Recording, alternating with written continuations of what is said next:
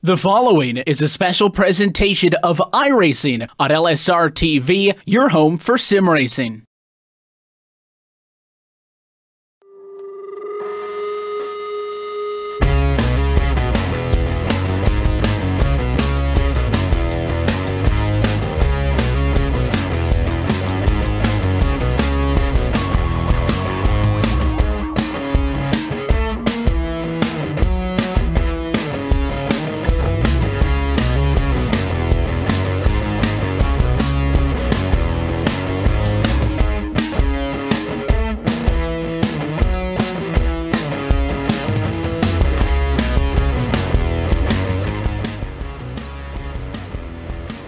Live tonight from the Daytona International Speedway, LSRTV is happy to say good evening, sim racing fans, and welcome to the season opener of the 2018 Real Sim Racing Icebreaker Winter Series at LSRTV and iRacing Live. As we are every single Monday night throughout the year, we're happy that you're with us at LSRTV, your home for sim racing. Topside with you tonight, myself, Evan Pasoko, alongside with Brian Backlund, as always. Also downstairs is our lovely and talented producer, Cisco Scaramuza, twisted and tweaking and dials and bringing us to you this evening.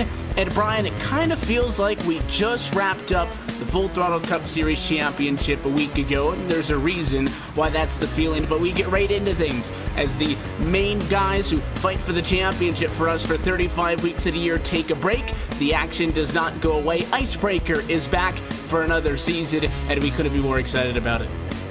Oh, absolutely, and you've got to believe that all of these guys are ready to go, and what a great place to start here at Daytona. It's going to be a wild race, and I expect that we're going to see these guys go after as soon as the green flag drops here tonight. And for the first time here in RSR, we're going to see some stage racing that's going to mix things up just a little bit, so that's going to be a lot of fun as well.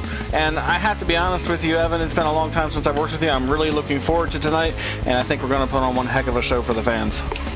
Stage racing, I think, is going to be one of the biggest changes to this Icebreaker Winter Series. They're going to be in all of the races over the course of this 9-week racing calendar, with stage breaks at quarter distance and half distance in the evening, which means that as we go racing tonight from Daytona International Speedway for 100 laps, 250 miles, stage breaks will come at lap 25 and lap 50. Points to be divvied out to the drivers into the top 10. That could be very critical when it comes down to a championship that's only 9 weeks this time around, because 2 Mondays back-to-back fall on Christmas week and then New Year's, so we're going to go 2 weeks off and let everybody enjoy the holidays when we get to that point. But I think 9 races is still plenty of time for this championship to play out. I think, me and you, I would assume we're excited. I can't speak for you, but I love the Icebreaker Series in these Xfinity Series cars, so I'm just happy that this series is back once more. But then also on the LSRTV side of things, a little bit more excited due to the fact that this is the first time that we are running the Icebreaker Winter Series, and happy to make sure that this series sticks around. It's always one of my favorites on the calendar, and couldn't pass up an opportunity to be here with it. So I'm looking forward to what I think is going to be a great 9 weeks of action. Daytona is always a hell of a fun place to start it off. Oh, absolutely it is, and I'm excited as well. I used to race in this series, had a lot of fun racing with some of these guys. As a matter of fact, there's quite a few drivers that are in this field tonight that I had the pleasure of racing with when I ran this series a couple of years ago. And this is just, it's one of those one of those series where, yeah, you take it seriously because you want to go out there, you want to win every race, you want to go for the championship, but you're also just here to have some fun. And the pressure isn't as high running this series as it is when you're running the Full Throttle Cup Series, where you're running for 36 weeks, or you're running every single week. This is 9 races, like you mentioned. Just go out there, have a good time, but if you're going to win the championship, you're going to have to be consistent, and with those stage points, they, like you mentioned, those could be extremely critical in your opportunity to win the championship. I have a feeling we might see the championship come down to the drivers that are able to get stage points versus the drivers that maybe just don't quite have that speed to be able to get into the top 10 at the time those stages come up.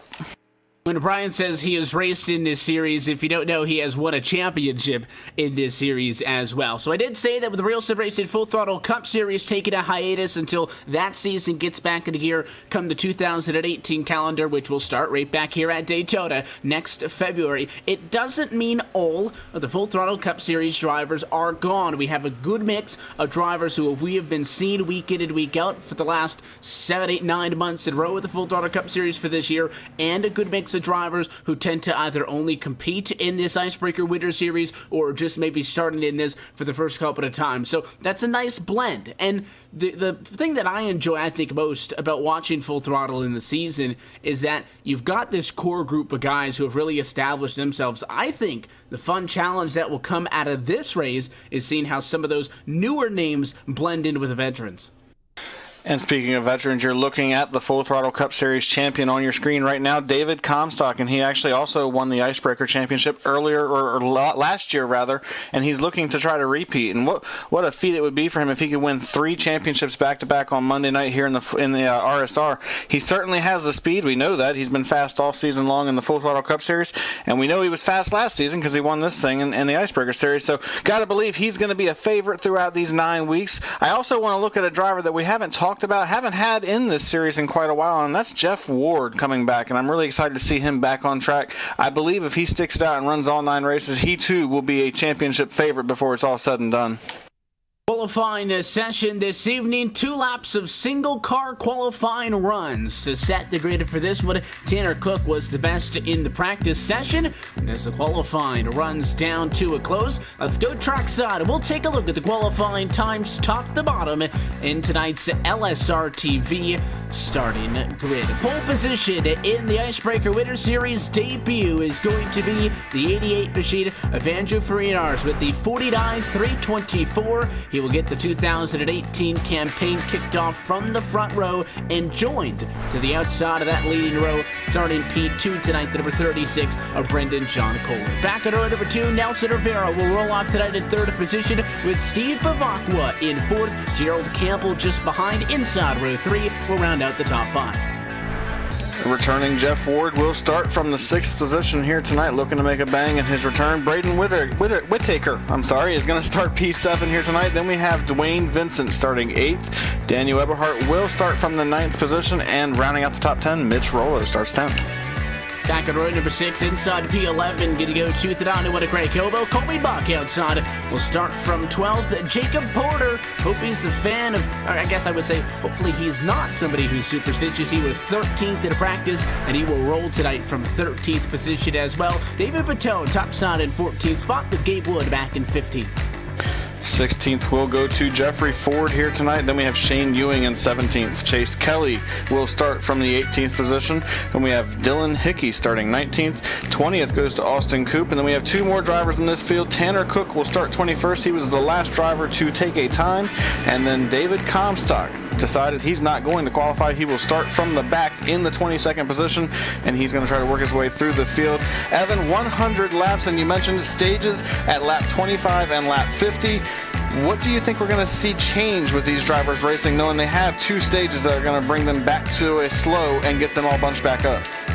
Whenever you have cautions, and that's essentially what the stage break is going to be, at a track like Daytona International Speedway, it means more excitement from the viewer standpoint. But the idea that we came up with when we were brainstorming, okay, we're going to bring back the Icebreaker Winter Series, what do we want to do now that we can kind of reformat things a little bit? And we decided to put the stage breaks at quarter distance and half distance because you can really play with the strategy. At most racetracks, you could go to the end of stage 1, take your points and pit. You could also short pit the end of the stage and then go for the points at the end of stage 2. Also keeping in mind, you're going to have a 50-lap run to the end of the race at the end of the evening. So Daytona might be a little bit different in how the strategy will play out compared to every other racetrack that we go to on this 2018 campaign. But I think that those 10 bonus points available for only 1st through 10th at the stage breaks may end up being one of the critical factors in who wins the championship after 9 weeks of racing right here on Monday nights. But as always, we're so happy that you're spending your evening with us at LSRTV and iRacing Live. The pace car down and in the field is going to be in the hands of pole sitter Andrew Farinas. American Ethanol, green flag in the air, and we are Icebreaker Series racing for 2018. And right away you see these guys starting to push as they get to turn 1, trying to get up to speed. Nelson Rivera is right on the back bumper of that number 88 machine, trying to get them up to speed as quickly as possible. It takes almost a full lap for these cars to get up to full song, and you're going to see these guys pushing as hard as they can to get going as quickly as possible. And right now on the bottom of the racetrack, Freenars has the advantage. He's trying to hold off that number 36 on the outside of Brendan Kohler, who's trying to get up there as well. And Evan, one thing these drivers are going to have to be mindful of all night long is that you cannot push in the corners with these Xfinity cars, because you will spin the car out in front of you. They have to be very careful about that and decide how far they want to push that issue in the early stages of this race. Opening 2.5 miles of this race going to be complete lap lead goes to Freenars on the inside of the front row, courtesy of Nelson Rivera, who's been doing a good job of, as you said, being there, helping with the push, not physically pushing that car, though. A little bit of space between the two as they tighten things up a little bit as they come at a quarter number 2 and second time down the Daytona super stretch. Pretty even though jump though for the inside of the out. You have to expect the bottom of the racetrack, shorter place around, diving down into the banking, into the place you want to be on that opening lap. But after that, draft is in game, and who knows, because that 36 of Kohler actually led into turn number 3, bogs down a little bit topside, now coming out of 4, inside's the place to be, but definitely a challenge for the race lead. That will change as these guys begin to get their motors hot. After they push for a couple of laps, they'll begin to have issues with overheating. They're going to have to back off and not be able to push as hard. Like with Nelson Rivera right now, he has all but stayed on the back bumper of Freenars. He's gotten off him in the corners because he knows he can't really push there, but he stays super close to him and doesn't really give him any room for breathing, which is going to heat that motor up and it's going to make it harder for him to push the longer this run goes. And that's going to give the advantage to the outside line, because they will have the opportunity to really carry some momentum out of the corners to get ahead of these guys. And right now I see that number 11 machine back there of Steve Bavacqua. He's trying to stay as close as he can as well, but he's also letting the motor breathe a little bit. When the inside line starts getting bogged down, these guys will go soaring to the front. The same thing with Eberhardt. That Audi machine stepped out from behind Jeff Ward, maybe to get some air, trying to come back down in line. And a 19 had other plans. Mitch Rollo pushed it up the middle. Daniel Eberhardt just trying to breathe for a little bit, ends up getting kicked back to that third lane. Thankfully for him, he only dropped back 1 spot. Now he's tucked up behind the 19 of Mitch Rollo, who forced that issue on him as this lead pack starts to grow some land legs and tries to get away a little bit. 5 cars topside, 6 cars at the bottom of the racetrack immediately, and first change for the lead, and Bavacqua, who had been giving that push to Kohler, almost walked down on Freenars. They were able to catch that and avoid incident before it happened, as the 36 of Kohler goes to the lead, but that was a close call and no waiting as the 88 goes right back topside to challenge back. Freenars jumps back to the outside line, trying to carry that speed to get back around the number 36 of Brendan Kohler. Doesn't quite have the momentum yet. Almost. He tries to clear him, and he will. Andrew Freenars back to the point. He jumped to the bottom. You couldn't have fit a piece of paper between his back bumper and the front bumper of Brendan Kohler, but he's back to the point, and now Brendan Kohler goes back to the outside line to try to take the lead back. He gets a big push from Steve Bavacqua, and he's going to go back to the race lead. We just saw 3 lead changes in less than a lap, Evan. That shows how much that lead position pays dividends. The 88 machine went topside on Kohler the first time so quickly. Kohler almost didn't even lead the lap, and as the 88 machine had cleared him on this lap, he's not even going to get the lap led either. Drag race to the line, barely. The inside going to still have the advantage, and Freenars wants to go topside from turn 4 to turn 1 for a second consecutive lap. But a half a foot short this time as the 36 keeps it on the left rear quarter panel, and they will stay side by side. So swapping it out for the 2 drivers on the front row, Brendan Kohler and Andrew Freenars back and forth early from Daytona. I'm sure the 12 and the 11 would like to get on the action. That's Rivera and Bavacqua. They're the assistants giving all the pushing so far. And they still have to be very mindful about not pushing in the corner. So far, everybody's been doing a very good job, but you have to wonder, will that patience begin to run thin for some of these drivers? The more they see this aggressive driving at the front, the more they're going to want to push, and that could end up in disaster. So they just have to be very careful about that. But these guys doing a great job right now, as you see Freenars continuing to fight back on the outside line. Hasn't quite gotten the push that he had a couple of laps ago to get clear to the bottom of the racetrack, but he's staying pretty close to the door of the 36 of Brendan Kohler. Now he slides back just a little bit because he didn't quite have the run to the middle of the corner, but he's going to make up for it down the backstretch as he carries a big head of steam. He's able to get back even with Brendan. Is he going to be able to make the move? I don't believe he's going to get clear, but he stays right there with him as they head to 3. These Xfinity Series cars really lend themselves to this side-by-side pack racing. It also makes it difficult middle of the pack to make passes. Mitch Rollo is one of the notable passes that I was talking about, forced it 3 wide up the inside of Everhart. He has since dropped back, and we're kind of back to square one. The drivers who started inside of the top 8 all ride there, with the exception of Dwayne Vincent in the 13, who started at 8th. He backed out. Other than that, everybody who started single digit still runs up inside of the top 8 right now, making the racetrack pretty difficult to navigate when both lanes are fully occupied.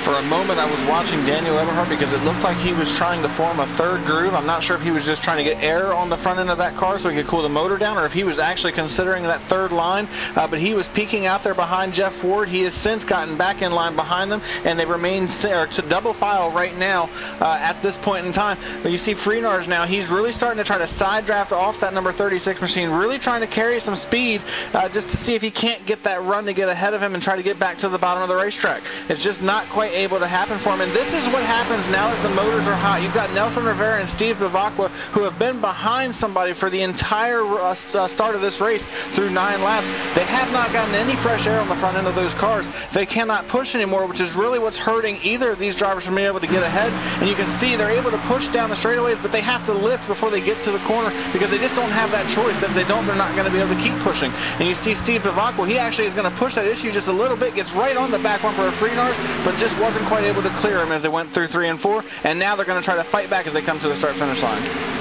Outside of the racetrack, Freenars 1/10 of a second short last time, but Lana will get the advantage this time. The 11 machine gave quite the aggressive shove down the backstretch. It'll be close if the 88 wants to force it, but again, just not enough as the 36 machine is able to keep it down on the inside of the racetrack. Watch as we head down the back, though, mainly for drivers top side as the 36 slides high, and we are going to go 3 wide for the race lead. Here comes Rivera working up the inside as the 36 drops out of it all of a sudden. The 89 is going to be the one pinned topside, and all of a sudden, the 12 machine of Rivera has an opportunity to lead his first lap of the day. That was a big moment for all of those drivers, and they did a great job not creating a disaster right there. It looked like Brendan Kohler was trying to come up to block the outside line to take away their run. He just wasn't able to do it quickly enough, and Freenars went around him on the outside, and now he's pinned out on the outside line. He's up top in the third groove, starting to fall back just a little bit, and he's going to have no choice at this point but to just fall back to the back of this pack and then try to rebound. It looks like he's going to have a gap in front of the 89 of Jeff Ford, and indeed he will. That's where he's going to drop in line. But in 1 lap, he's going to go from leading this race to almost outside of the top 10.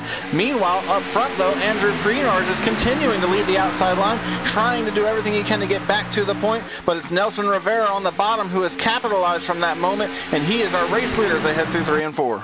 I think both the 88 and the 12 saw that as their opportunity to go. Both of them really pushed it down the back straightaway, and they ended up even with each other. So really, the only change is the 12 is now in the position that Kohler was in. Other than that, not a whole lot has mixed things up. We're still 2 by 2 throughout the pack. The point that I was going to make before we saw that at a turn 2 is to watch the guys up on the outside of the racetrack. It might not happen as obvious this time down the back because we're more spread out, but a couple of laps before we saw the 11 there jumping out of line, just trying to get some clean air to the nose. We saw about 4 or 5 different drivers peeking out on each other down the back straightaway a few laps back. Pretty obvious that they were trying to get some air to the front of those cars. As up front, the 6 machine, Gerald Campbell, talking about capitalizing. He'll go to the lead into turn number 4. Not going to lead at the line, though. The 88 wants to fight him for it, and I think at the line he might have got it. Campbell inside, late run, did lead the lap by 2 1/1000ths. What an incredible move that was by Gerald Campbell, pulling out and jumping ahead of Freenars and using the momentum to take himself to the race lead. He was able to use that, and now he's in control of this race as Freenars once again is just stuck out there on the outside line, just trying to find a way to get to the race lead once again. The problem is, as you were just talking about, the 11 just cannot push for as long as he would like to because he's been behind that 88 pretty much the entire race. He just has not had the opportunity to cool that motor down, and it's really hurting their efforts to make it to the the race lead. Where Gerald Campbell now, he's got a fresh motor behind him, and Nelson Rivera, who got out front and had some clean air. They're able to push pretty hard right now for a couple of laps, and that's going to give them the advantage until things kind of heat up for that 12 machine. But you see Daniel Eberhardt, he's getting a little impatient, and I imagine he might start trying to find his way to get around that 11 machine. He's been all over the back bumper of him. I watched him look like he was going to try to force it up the middle 3 wide about a half a lap ago. The door closed quickly. He wasn't able to do it, but he is staying right there, and I imagine if that door gets opened again, he's going to put his foot in. Igniting machine lost the spot after Rolo took it 3 wide on him. He has since gotten that spot back as Friedars drops down to the inside, and it goes back to the control position on the inside of the racetrack. Race leader once more, out lap number 14, but maybe Eberhardt felt like Rolo's move on him kind of sent the Audi back, hasn't been able to go on the offensive, and hoping that he can get an opportunity to. The 6 drops out for the 88. That's typically a really good way to get a run. You jump out to the outside, get a big push, and you're kind of abandoning that lead car on the inside. They almost have to drop back to the next car in line. Normally gets you a good passing opportunity. Nothing really brewed from that one, but Campbell, I think, back in a nice spot to challenge for the race lead. Next time by, 15 down, 10 to go in stage number 1. The top 14 cars still scored within a half a second of each other. And we got some 3 wide racing going on at the back half of this field. David Comstock has jumped to the outside line, and he has help behind him in the number 53 of Austin Coupe. They are trying to find something up there on that 3rd group to see if they can't work their way into the top 10. You just mentioned it, 10 laps to go until the stage. This is where you've got to finish, inside the top 10. He's not quite there. David Comstock just moved into the 10th position at the stripe. That would get him 1 point for the stage. He wants more than that, though, and now they're continuing this 3 wide effort as Daniel Eberhardt has jumped up there with the number 34 of Colby Buck as well, and these guys are trying to make something happen. This is where things could go badly. If they get too racy right now, this could end up as disastrous for all of these drivers, and I think David Comstock saw that, and he has actually backed off just a little bit. Meanwhile, at the front, it looks like Gerald Campbell is still trying to hang on for the race lead, and they're almost 3 wide for the lead at the front as Daniel Eberhardt has now worked his way to the outside of the 11. You had said it looked like Eberhardt wanted to go to a 3rd lane. The 3rd lane was there. He jumped on it, but is he stuck now side by side with the 11 in the middle and the 88 on the inside of the racetrack? Daytona is pretty tight. If you look at him on the straightaway, plenty of space. But in the corner and at 199 miles an hour for race leader Campbell that time, it is a little bit tight, and I think that momentum just kind of dropped out from underneath those guys on the 3rd lane. The 34 machine Buck, who was pushing it on, he has dropped back 2 wide, and it looks like Eberhardt will jump back in line as well. Either that or Comstock's going to code him into maybe going up to a 3rd lane once more, but it looks like we'll go back to 2x2, closing in on the stage break. It was a good push, a couple of dicey moments, but great racing throughout. Well, I think what they figured out is they have to be able to do that move very quickly. They were able to make some time up there for about a lap and a half, and then it began to stall out. So I think they just figured out that if they're going to do that, they have to do it, but they have to do it with more cars, and they have to be able to complete that move very quickly. And it just didn't quite work out for him. But you see Eberhardt, he's not giving up as he is forcing his way back to that 3rd groove once again. This time, however, he doesn't really have as much help as Comstock did not go up there with him initially, at least, to go make that 3rd groove work. It looks like he's still not really committed to it. Now he finally gets behind the number 90, but right now they're just not able to make anything happen in that 3rd groove. But right now both of those drivers are not inside the top 10. As a matter of fact, Daniel Eberhardt is holding the 10th position, so he would get 1 bonus point if he could get there. The problem is he's starting to lose some more ground once again, and that would knock him out of the top 10 if he's not able to make any time back up. And we're getting down to it now, just 7 laps to go until the end of the stage 1. But the field here, top to bottom, with 22 cars. If you were to just be mid-pack, if you could get 10th every single week at the stage break, that would be 18 bonus points towards your hopes at a title fight. Just think what you could do if you could be averaging top 5 finishes at the end of these stages. This is why the strategy in these stage breaks over the course of this season will be so critical to determining the 2018 Icebreaker Winter Series champion. And we'll see our first little taste of that at about 6 laps from now. Still deadlocked up front, though. There's been 3 different really actors in this one. For Reedmars, the number 6 of Campbell, and then earlier on in this one before he dropped back, Kohler. We did see Bavacqua in the mix, but the 88 machine I don't think has not been on the front row for any more than maybe half a lap. Andrew Freenarch has been right at the front pretty much all night long, like you mentioned. He's continuing to battle. We have a wreck in the back as they go around caution here at Daytona. A big wreck that started, I believe that was around Daniel Eberhardt, and it collected at least 4 or 5 cars, maybe a handful more. And this is going to change a lot of things for some of these drivers, as it actually that happened ahead of them as the 34 of Colby Buck got turned by Brendan Kohler to bring out our first caution of the evening. It just looks like he was trying to force it 3 wide, and it just didn't work out, and several other cars got collected. Well, that's very similar to what we saw earlier in this race when I was talking about Mitch Rollo working up on the inside of the racetrack to pass the Donnie of Eberhard. As the 34 had stepped out wide, the 36 looked to the inside, and I really wasn't there. And to be honest, I don't think the 36 had really committed to be there either. I think he tried to flash the nose. 34 saw that, went down because it was the slightest of contacts. He didn't really hit him on a left or quarter panel, just got the back bumper left side of that car. And we were talking about all race about how you can't get sideways at all. Bad luck for the 95, who gets tagged as well. Racetrack's blocked at that point, and for the folks behind it, really hard time avoiding a lot of that. And that's just restrictor plate racing when it goes wrong, and unfortunately that's just how it works out. And this, I think, also had a little bit to do with the stage racing coming up, because they knew there was very important points on the line less than 5 laps away. They had to go after it, try to get as much as they could. That 1 point could be the difference between you winning a championship and you watching somebody else get it. So these guys know that, and this is their first taste of racing with stage racing. We're going to have to work out the kinks, I'm sure, but it's going to be a very exciting thing. We saw some really exciting racing towards the end of this thing. They were going 3 wide. I imagine we're going to see more of that throughout the night, but I do believe we might see a handful of guys come to pit road right here. Go ahead, get their stops out of the way, and assuming we go back green before the stage is actually over, I think they might go ahead and do that pit stop now. That way they can stay out once the stage is actually over.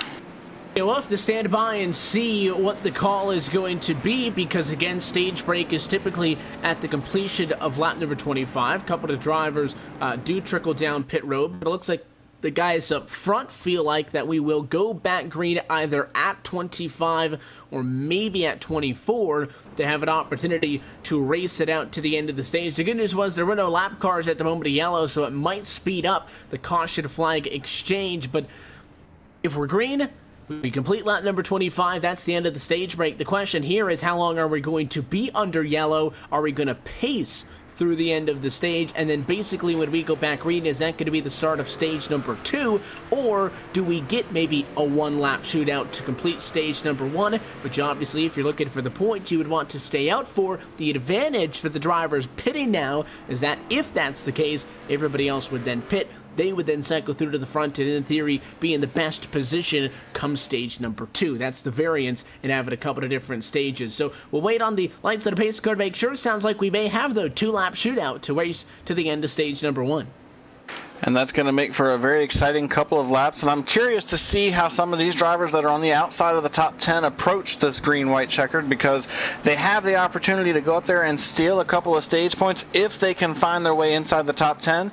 The question is, will they push the issue that hard to try to get those points? Because, again, it could be very critical to their opportunity to win the championship, so they have to be mindful of that. I'm very interested to see, this being our first time coming to the completion of a stage, how these drivers approach it and what they decide to do once we go back racing.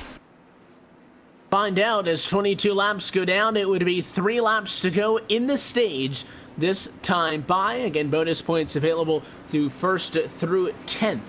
In the running order at the end of the stage, lights on top of the pace car go out. So it will be a 2-lap run to the end of the stage. The folks who pitted under this yellow, I would assume, would then not come down pit road when all the leaders do, and then, as I said, would be able to fight for the stage 2 points. And that's why I love having 2 stage breaks in the opening half of a race, is you can play both strategies and you can win and or lose based on both of those. But the guys up front want the points. It's going to be a 2-lap shootout. I don't expect them to treat this any differently than it would be a 2-lap shootout come later tonight at laps 99 and 100. I really like where Gerald Campbell is right now, having the bottom of the racetrack and being able to just hook that yellow line all the way around for 2 laps. I believe he is in the best seat right here because it takes these cars a couple of laps to get up to speed for the outside line to even really be a factor, and I think as long as he's got help from the 12 of Nelson Rivera, he might be able to hang on. Now, that being said, if Nelson Rivera can get himself clear to the outside and maybe try to jump around the 6 of Gerald Campbell, that could be something we might see as well. Either way, I expect this to be a very exciting restart, and I really believe that we're going to see these guys go after it to try to get every point that they can. Again, as we've already mentioned, the top 10 each get points, with 10 points going from to the winner all the way down to 1 point to the 10th place finisher. It's going to be very interesting and very important for all of these drivers to go after it. The pace car going to go down this time. 20 drivers scored on the lead lap. Only drivers who really jumped out of this in for the incident. Jeffrey Ford was a lap down. He has brought that car behind the fence. His night is done. Daniel Eberhardt's 30, or his number 90 machine, I should say, a little bit deeper back in the pack, is also running 1 lap down at the moment. Position where there's enough damage on that car, he can get back at it. But here we go, 23 laps down, 2 to go, with stage points on the line for the first time. Campbell to lead the turn 1. And Steve Bavacqua did not get going in that 11 machine at all, and that will hurt Andrew Freenars as these guys begin to get up to speed. He's on the outside trying to hold on as we got a wreck for the lead. Gerald Campbell gets turned sideways. He goes back up into traffic, collects the 0-4. I believe we're going to have another caution, and that will end this stage, and I believe Andrew Freenars is going to end up being the winner of this stage. As a result of that, it looked like the 12 of Nelson Rivera was trying to push the number 6 of Gerald Campbell, and he just got onto his left rear and he hooked him and turned him sideways, and now that struck calamity for several of our front runners. Rivera will claim cause of the caution. You can't really push at all, but as soon as you end up staggered down to the left on that quarter panel, it just does not work. And that 6 machine tried for as long as he could about not wreck that car, but eventually it spun it out, and you are not going to get that 2-run dash to the end of this thing. When the smoke clears, it is the 88 machine Freenars out in front. You should be able to pace to the end of the next stage. Good news is catching up to the pace car this time, I believe would have to, unless we're going to call it as it is, I believe you might have to stay out 1 more lap to cross the start-finish line to get your points, because we're on lap 25 now. We'll wait to confirm if that's going to be the end of the stage, but I believe that's going to be the case. So pit road will be open this time. You can cross the line on pit road and get points, but if you want to win the stage, I think Freenard have to stay out and lead at the completion of lap 25, which is where we'll hand out the points. So a little bit more strategy option in the mix. Looks like it'll be Freenars followed by Bavacqua, Kelly, Comstock, and Vincent as folks still try to catch up. That incident didn't really wreck a lot of cars in terms that we don't have a lot of guys going on the flatbed, but there was a lot of little pieces of contact by everybody just trying to get out of the way. Absolutely, and one person I think is really going to benefit from this is Dwayne Vincent in the number 13 machine. He was on pit road prior to this caution, and because he did that, he's also, not only is he going to get stage points because he's going to finish 6th here, he's going to have the opportunity to stay out when everybody else has to come to pit road for fuel. He will more than likely assume the race lead. I don't believe any of the guys that are in front of him were on pit road with him, so I believe, it actually looks like he's going to be scored 4th at the end of this stage. I believe he is going to end up being the race leader when it's all said and done. Stage number 1 is in the books. Andrew Freenars takes the stage win. Steve Bavacqua in 2nd, Chase Kelly 3rd, Dwayne Vincent 4th, and Shane Newey into P5. David Comstock in 6th, Gabe Wood 7th, Tanner Cook at 8th. You got David Batone in 9th, and Dylan Hickey to round out the top 10. At the stage break, cars are going to be headed down pit side. We'll take this opportunity to step aside and go LSRTV non-stop so you don't miss a moment of the action. Freenars, your first stage winner on the Icebreaker Winter Series calendar. We'll be back to Daytona on the other side. You're watching LSRTV and iRacing Live.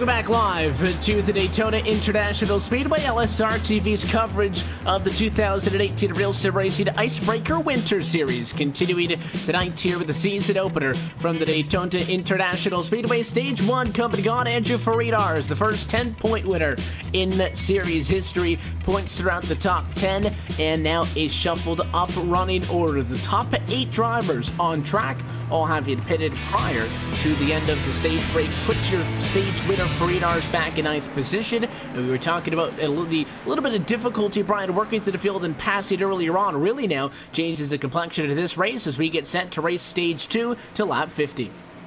It's going to be very exciting to see what happens in this second stage. We saw a lot of hard racing towards the end of this stage. We saw the wreck that brought out the caution to set us up for a green-white checkered, and now we're about to go at it for another handful of laps. Get ready to go back green here under Daytona. It's going to drop down. Chase Kelly, Gabe Wood going to make up the front row. Control cars at 98 machine as we go green. 28 laps complete from Daytona. It'll give us 22 laps in the stage. And you can see right off the bat, Chase Kelly has the advantage with a big push from Austin Coop, and it looks like the 00 Gabe Wood's going to get hung out on the outside line as the 6 of Gerald Campbell decided to go to the bottom of the racetrack. Now Austin Coop looks high, like he's going to go after the race lead. He doesn't have any help right now, so he's going to be doing this solo for the race lead down the back straightaway, looking for drafting help, and it's coming in the efforts of the 00 of Gabe Wood, trying to get there to give him that push to get to the race lead, and it looks like Austin Coop will go to the point. Can he get clear to the bottom? The answer is not yet, but he got that big shot from the 00, and now he will have the momentum as they come off turn 4 to try to lead to complete this beginning lap of the stage 2 here at the stripe. It looks like it's going to be a drag race, and I believe Austin Coop will lead at the stripe. Really took advantage of a little bit more separation on the race start contact. That time, Brendan Kohler got a body check from the 11 machine. A Steve Bavacqua contact between the two coming across the start-finish line. We stay green. Those cars stay on track. That separation, though, has quickly eroded. Tightly packed together down to back straightaway. The outside is the place to be. Coop's got a big run, but not only him, he and the 00 of Gabe Wood going to be clear and drop down to 1 and 2. I believe the efforts on the inside line from Chase Kelly and Gerald Campbell were hurt slightly by the 6's damage. He has some pretty significant damage to the left side and the rear of that car, and I believe that hurt his ability to be able to push Chase Kelly to keep him in the race lead.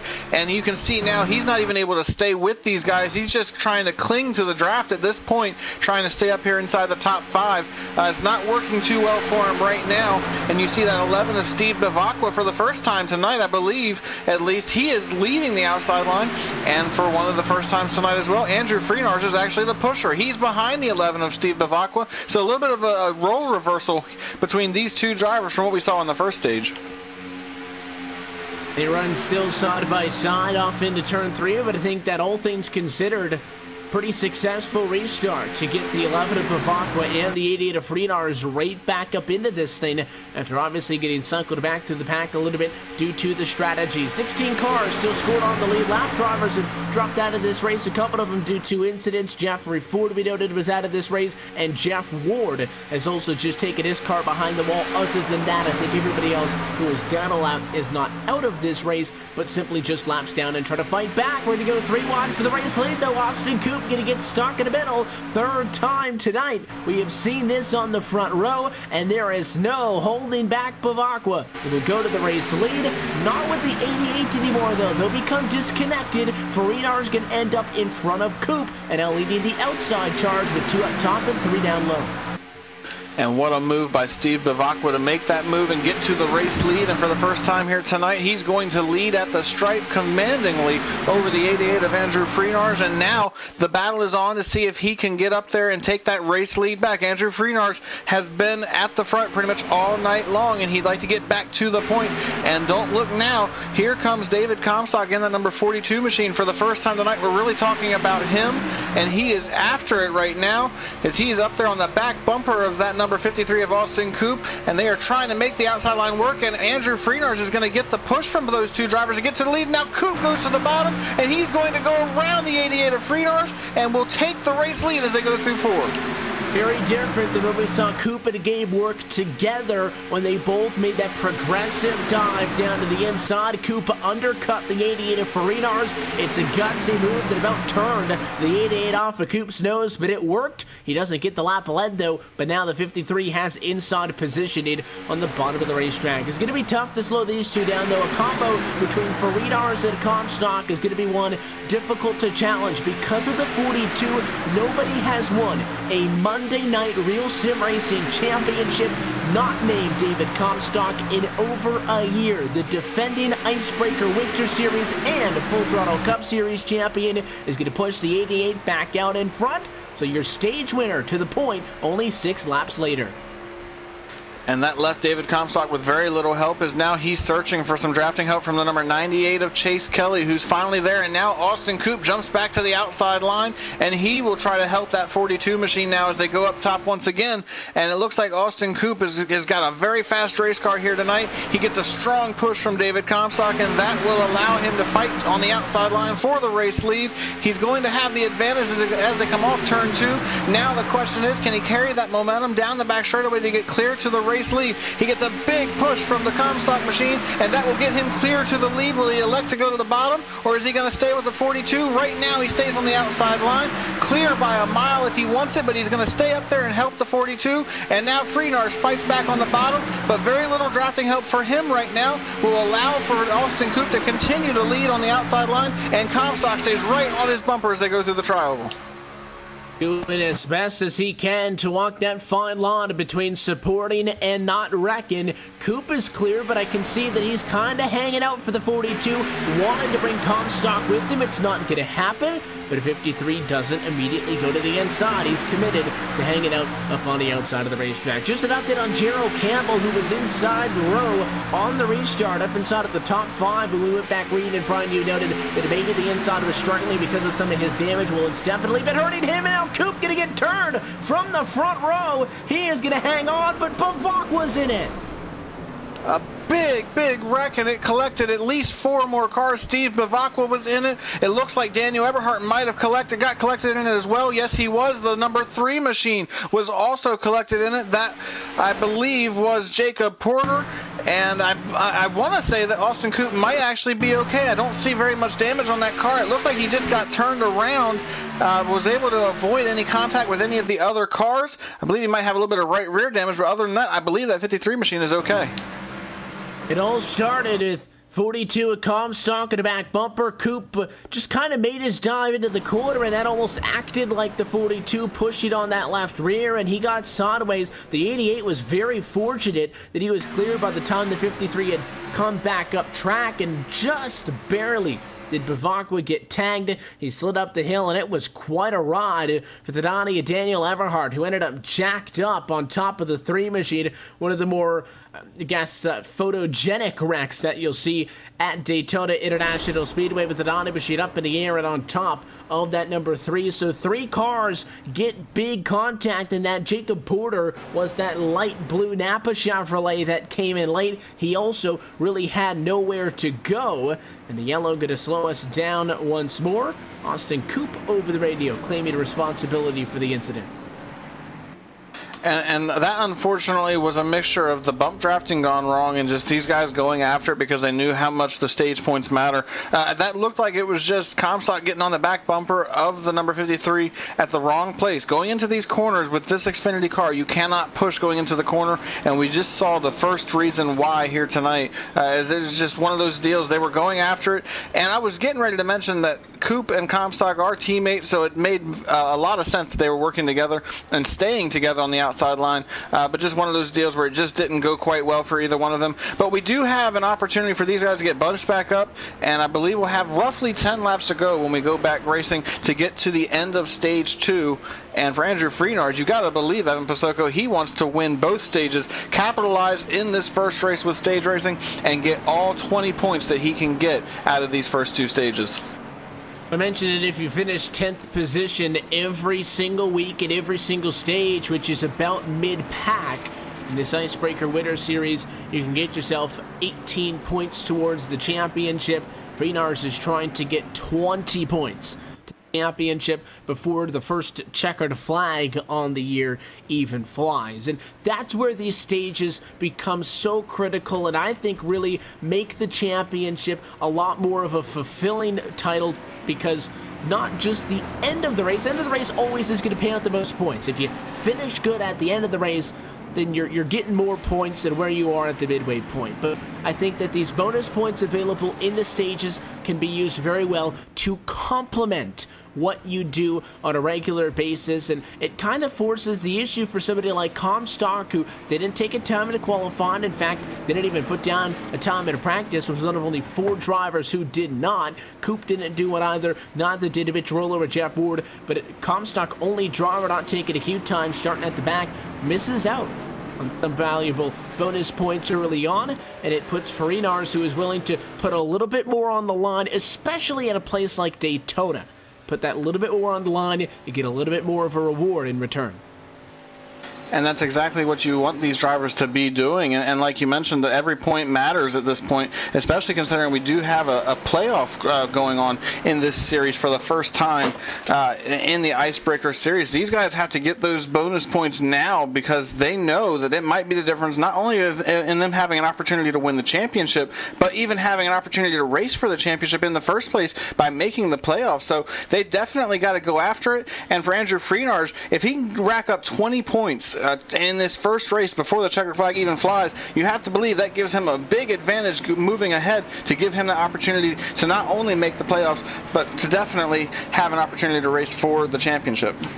At the end of the day, the more points that you could rack up, the better position that you are in, and it's kind of a catch-22, as we said right at the top of things, because the way that this season works, we have 1 week less than typical, with a 9-race championship making up 2017 and 18. But as well with that, 9 races is both a lot and not a lot. It's a good amount of time to be able to have a fight back and forth with somebody, but also, Brian, it's not a really, a format that lends you an opportunity to have off nights. Now, yes, it's not a 43-car field like we see for the Full Throttle Cup Series, smaller field for this Xfinity Series that runs in the winter time, so most of the folks kick the feet up, and many of our Full Throttle Cup Series drivers are tuning in with us, so want to say hi to those who are. But do you think these bonus points as well at the end of the stages give you a little bit more of an opportunity to make up for a DNF or a bad night out as well? Absolutely. It makes it that much more difficult for these drivers moving ahead. They know they can't have that mistake, and they have to make sure that they capitalize on every opportunity. Lights are off on the pace car, so next time, Bob, we're going to go back racing, and indeed it will be a 10-lap shootout to get to the end of stage 2. And we're going to go ahead and stack them up real quick for you. Andrew Freenars is the race leader. Then you have David Comstock sitting in second. Chase Kelly is third. Then we have Gabe Wood in fourth. David Batoon is in 5th. Then we have Colby Buck 6th. Shane Ewing is 7th. Dwayne Vincent is 8th. And then we have Gerald Campbell in 9th, still trying to recover from some of that damage on that 6th machine. And then Brendan Kohler, he was at the front at the beginning of this race. He's in 10th right now. And you got to believe, Mr. Pasoko, that he'd like to get back up there. He had a very strong car until he got shuffled out 3 wide. And since then, he just quite has not been able to get back to the front. Going to have 10 laps to race this thing out. That's about on par with what would be the shortest run that we have had this evening, aside from obviously the 2-lap dash to the end of stage number 1. So there is a good chance that we can race this thing out to the end, but we always know that you crank it up that little bit extra and to go for it with the final bit of stage points on the line this evening. This time by 10 laps to go in the stage, but also have to keep in mind that also means 40 down and 60 laps to go from Daytona, the second half of the race, which would require a trip down through the pit lane to be able to get the 50 laps to the end, will be a very different complexion than the short shootout styles that you're seeing early on in this event. When we do complete the stage, we'll also take that opportunity to recap the first half of action, take a look top to bottom at your midway race break, but that is 10 laps away. Here it comes for Farinars, looking for 20 bonus points on the night, leads at the line. He's able to jump ahead, looking for help from the number 98 of Chase Kelly, and Comstock's looking for help from Gabe Wood. Everybody trying to get bunched up here as quickly as possible so they can begin to start working together to try to go to the point. It looks like Comstock and Gabe Wood have already gotten themselves hooked up. That could give them the advantage as they come off turn 2. You can see the momentum beginning to build on the outside line, and now Chase Kelly is able to start pushing Freenars, but Comstock has the momentum down the back straightaway. Not quite going to be able to get clear of the 88 machine, but he will be at his door as they head to turn 3 with Gabe Wood right on his back bumper, and then Colby Buck on the outside line as well, trying to help those guys go ahead. Buck and Wood, some drivers who were trying to find a little bit extra to make up for the lack of points they snagged coming out of the first stage, but it's going to be the inside of the racetrack through the first 2.5 miles since we've gone back green. Still getting up to speed, about 7 miles away from there, 192 miles an hour last time by the start-finish line. They'll get it basically up to full song on this next lap around the Daytona International Speedway, and it is on. David Battelle in the 66 machine also right in the mix, the 32 of Shane Ewing. So a lot of new players up front, despite the fact that, yes, Freenars and Comstock are on the front row. Outside of them, only 3 drivers who started top 10 or top 10 right now. So a lot of new faces after the stage break. And Comstock was almost able to get clear to the race lead as they went off into turn 3, had an opportunity but just wasn't able to move down quickly enough, and then that door closed and Freenars was able to fight back. Now Gabe Wood is trying to push him ahead once again. He will lead at the stripe by about a half a car length, but still not able to get clear to the bottom of the racetrack. He gets a big push as they head to turn 1, but still not able to get clear. He's actually clear now, and he's going to move to the bottom of the racetrack, so Comstock to the point, and Freenars now is stuck behind him looking for somewhere to go. And is he going to make that move to the outside line? He's not able to do it yet. Now there he goes, Freenars to the top, and he will try to control the outside line and take the lead back from David Comstock. And both sharp dives, high and low, and Freenars is going to snatch it back just like that. Back up on top of Gabe Wood, got the shove down the super stretch, and all that effort for Comstock going to be for nothing. Freenars back in front at lap number 43. Some tells me the 88 and the 42 are having fun up front, fighting for it. You don't want to get too aggressive, though. Take each other out. Remember, sometimes 9 bonus points instead of 10 is better than none. Don't take yourself out in the stage break.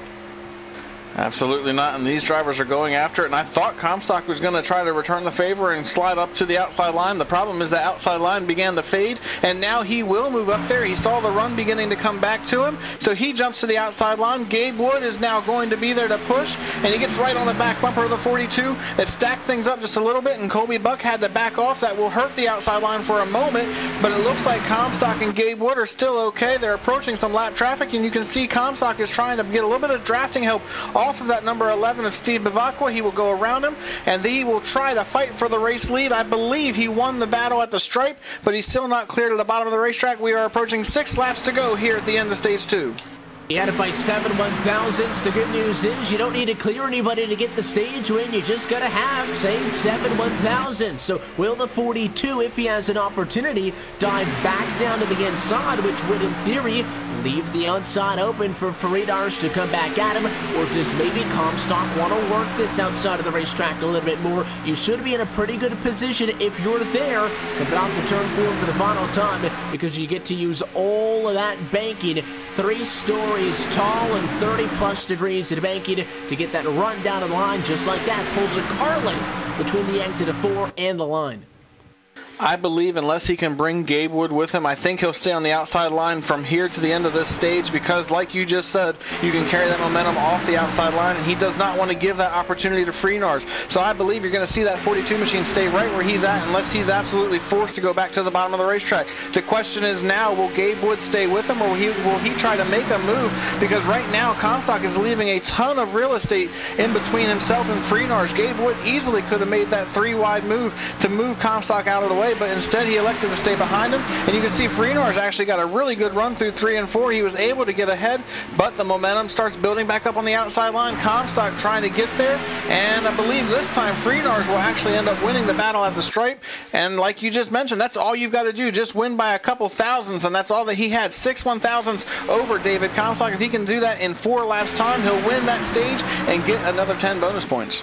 Second piece of lap traffic worked by 3 wide topside. That one was Greg Obo, who drops 11 laps down in 17th position. His fight up front is still on, and again, Comstock staying in the middle. How about some 3 wide, though? You got Dwayne Vincent trying to give a shove to Colby Buck. Buck didn't really want it. Checked up. 13 went 3 wide, and they will simply swap out what is about 5th and 7th position or so, depending on where the inside line is at any given moment. But maybe Vincent trying about a late stage charge. He gets to the back bumper of the 00 at Gabe Wood. Might force the 00 into an uncomfortable position, give him a little bit of a push, tight on the 42's bumper. Say, come on, let's go, let's go. 13 wants to get up there. He was last time by in P6 at 3 laps to go.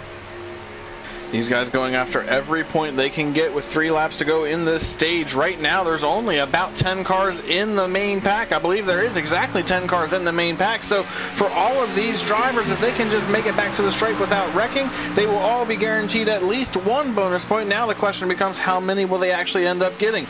And that's what these guys are all fighting it out for here. As we come to 2 laps to go at the stripe, David Comstock remains on the outside line with help from Gabe Wood. And it's Andrew Freenars and Chase Kelly on the bottom. 2 laps to go in this stage. Who's going to get it? Comstock fights back on the outside line, but just not quite able to get ahead of the 88 right now. He's looking for that late surge that he's going to need in about a lap and a half if he's going to get up there and challenge and try to win this stage. Stage 1 came to a completion under the yellow flag, but should remind you that this is still only lap 40 out of 100 in the race. There is no take the white flag and wreck and race it out to the end. Yellow flag could still come at any moment before the completion of lap 50 and the end of stage number 2. But here we go to 1 lap to go this time. By inside tries to pull some more. 3 wide lap traffic not a factor as Hickey falls 2 laps down, and it's going to be Freenars with the target on his back.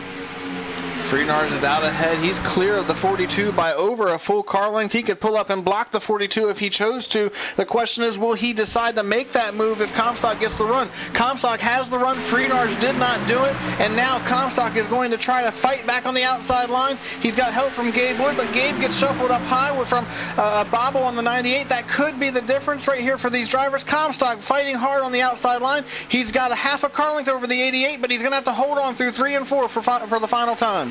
Inside's going to fight back on entry, but Freenars doesn't have a lot of help. The 98 machine to Chase Kelly has fallen off of the bumper. Here we come to the end of stage number 2. David Comstock going to get the push on the outside of the racetrack, and he will win stage 2 in a photo finish on top of the 88 machine of Andrew Freenars. The 42 of David Comstock wins in stage 2 and will lead at the halfway point. A valiant effort for Freenars on the bottom, going to get his 19th bonus point on the evening. But I think David Comstock, that smart move, really worked the outside, so he could be right there when he needed it.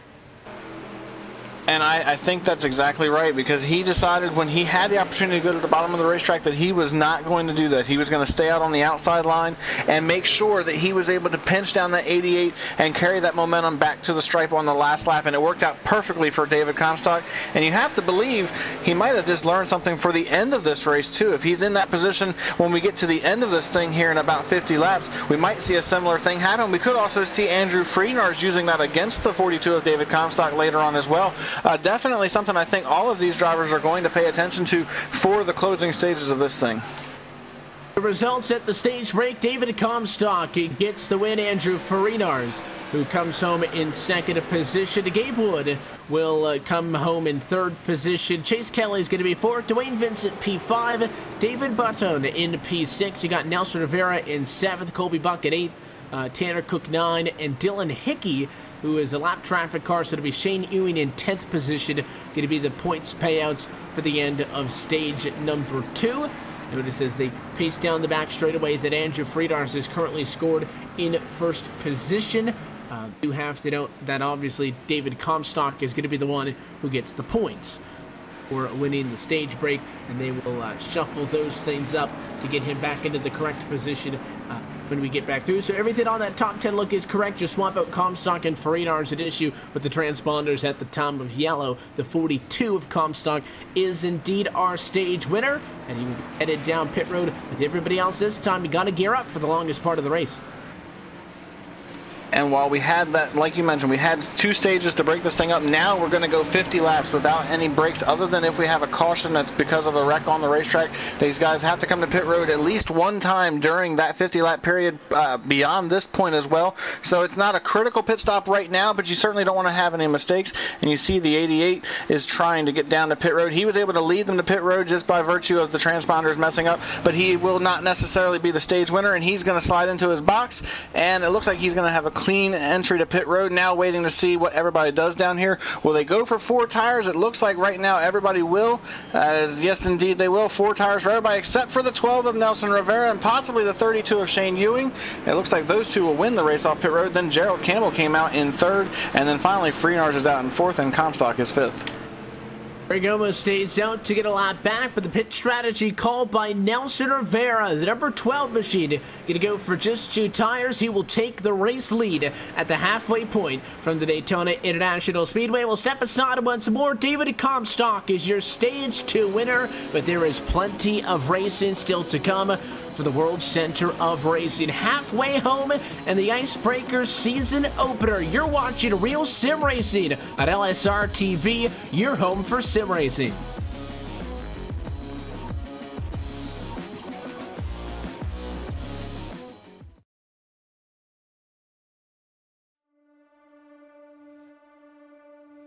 When I was 16 years old, I was working in a Goodyear tire store, and my boss actually built an old dirt car, street stock Monte Carlo. Went with him one night, fell in love with it. It was a hell of a race, hell of a party, and a big fight afterwards. I was like, this is it. This is it for me. It wasn't long after that, I was driving an old 78 Camaro out of the weeds at that guy's farm. We pulled that thing out and made a race car out of it, and away we went.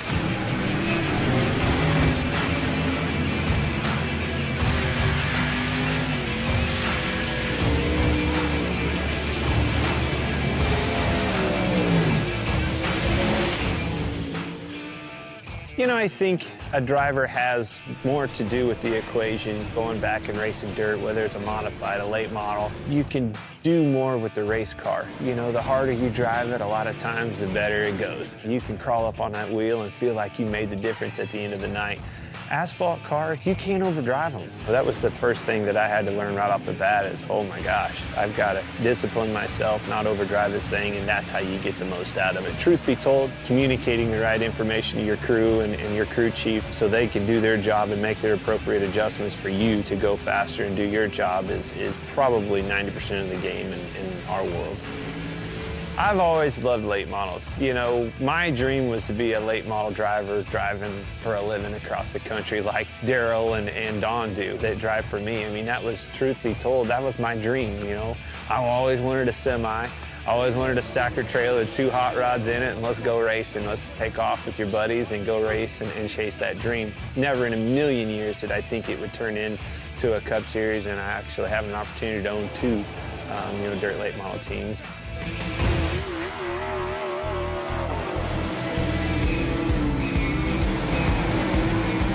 When you think of iRacing, you don't think of a video game. It's not. It's way above and beyond any of that.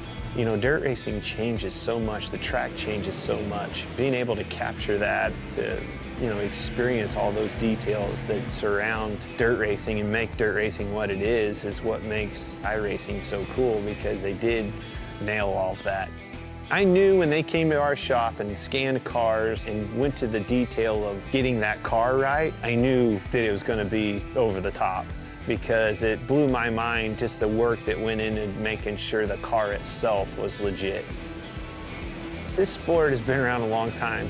The competition can't be replaced, and that's what brings people back to the racetrack week in and week out.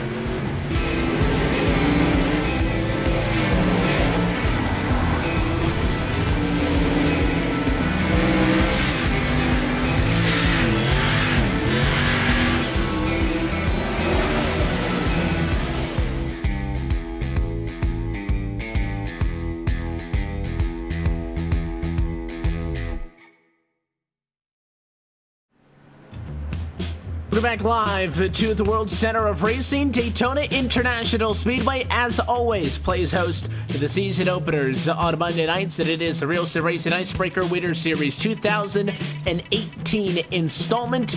Season opener here tonight with the Daytona 250. We're halfway home in this season beginning event, and the lights on and the sun down in Daytona Beach, Florida. Shuffling up the running order at lap number 55. We're going to come to get the green flag once more, and at this point we are ready to race out to the end. It'll be 45 laps to go.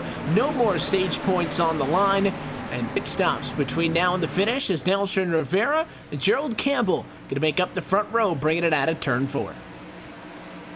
And these two have been up front throughout the evening. The last time that Gerald Campbell was at the front of the field, he had damage that was holding him up. Now we're going to have to wait and see what happens. Pace car is in, and Nelson Rivera will bring these guys back to the green flag, and we're underway here. And immediately the front 4 drivers all get on each other's bumpers, and they are pushing, trying to get up to speed as they head to turn 1. Comstock is on the back bumper of the 6, and Freenar's on the back bumper of the 12 of Nelson Rivera. Pushing off to 1 and 2, you can see the 88 machine a little bit more aggressive, but he inside of maybe Comstock spooked a little bit since the car has already gone around off of his nose this evening. But Austin Coop went around and caused a big calamity at that very end of the racetrack. But Comstock doesn't want to work with that 6. I think that damage with Campbell is hurting him again. He dropped top 5 to outside of the top 10 on the last run, and I feel like that car doesn't look any better now.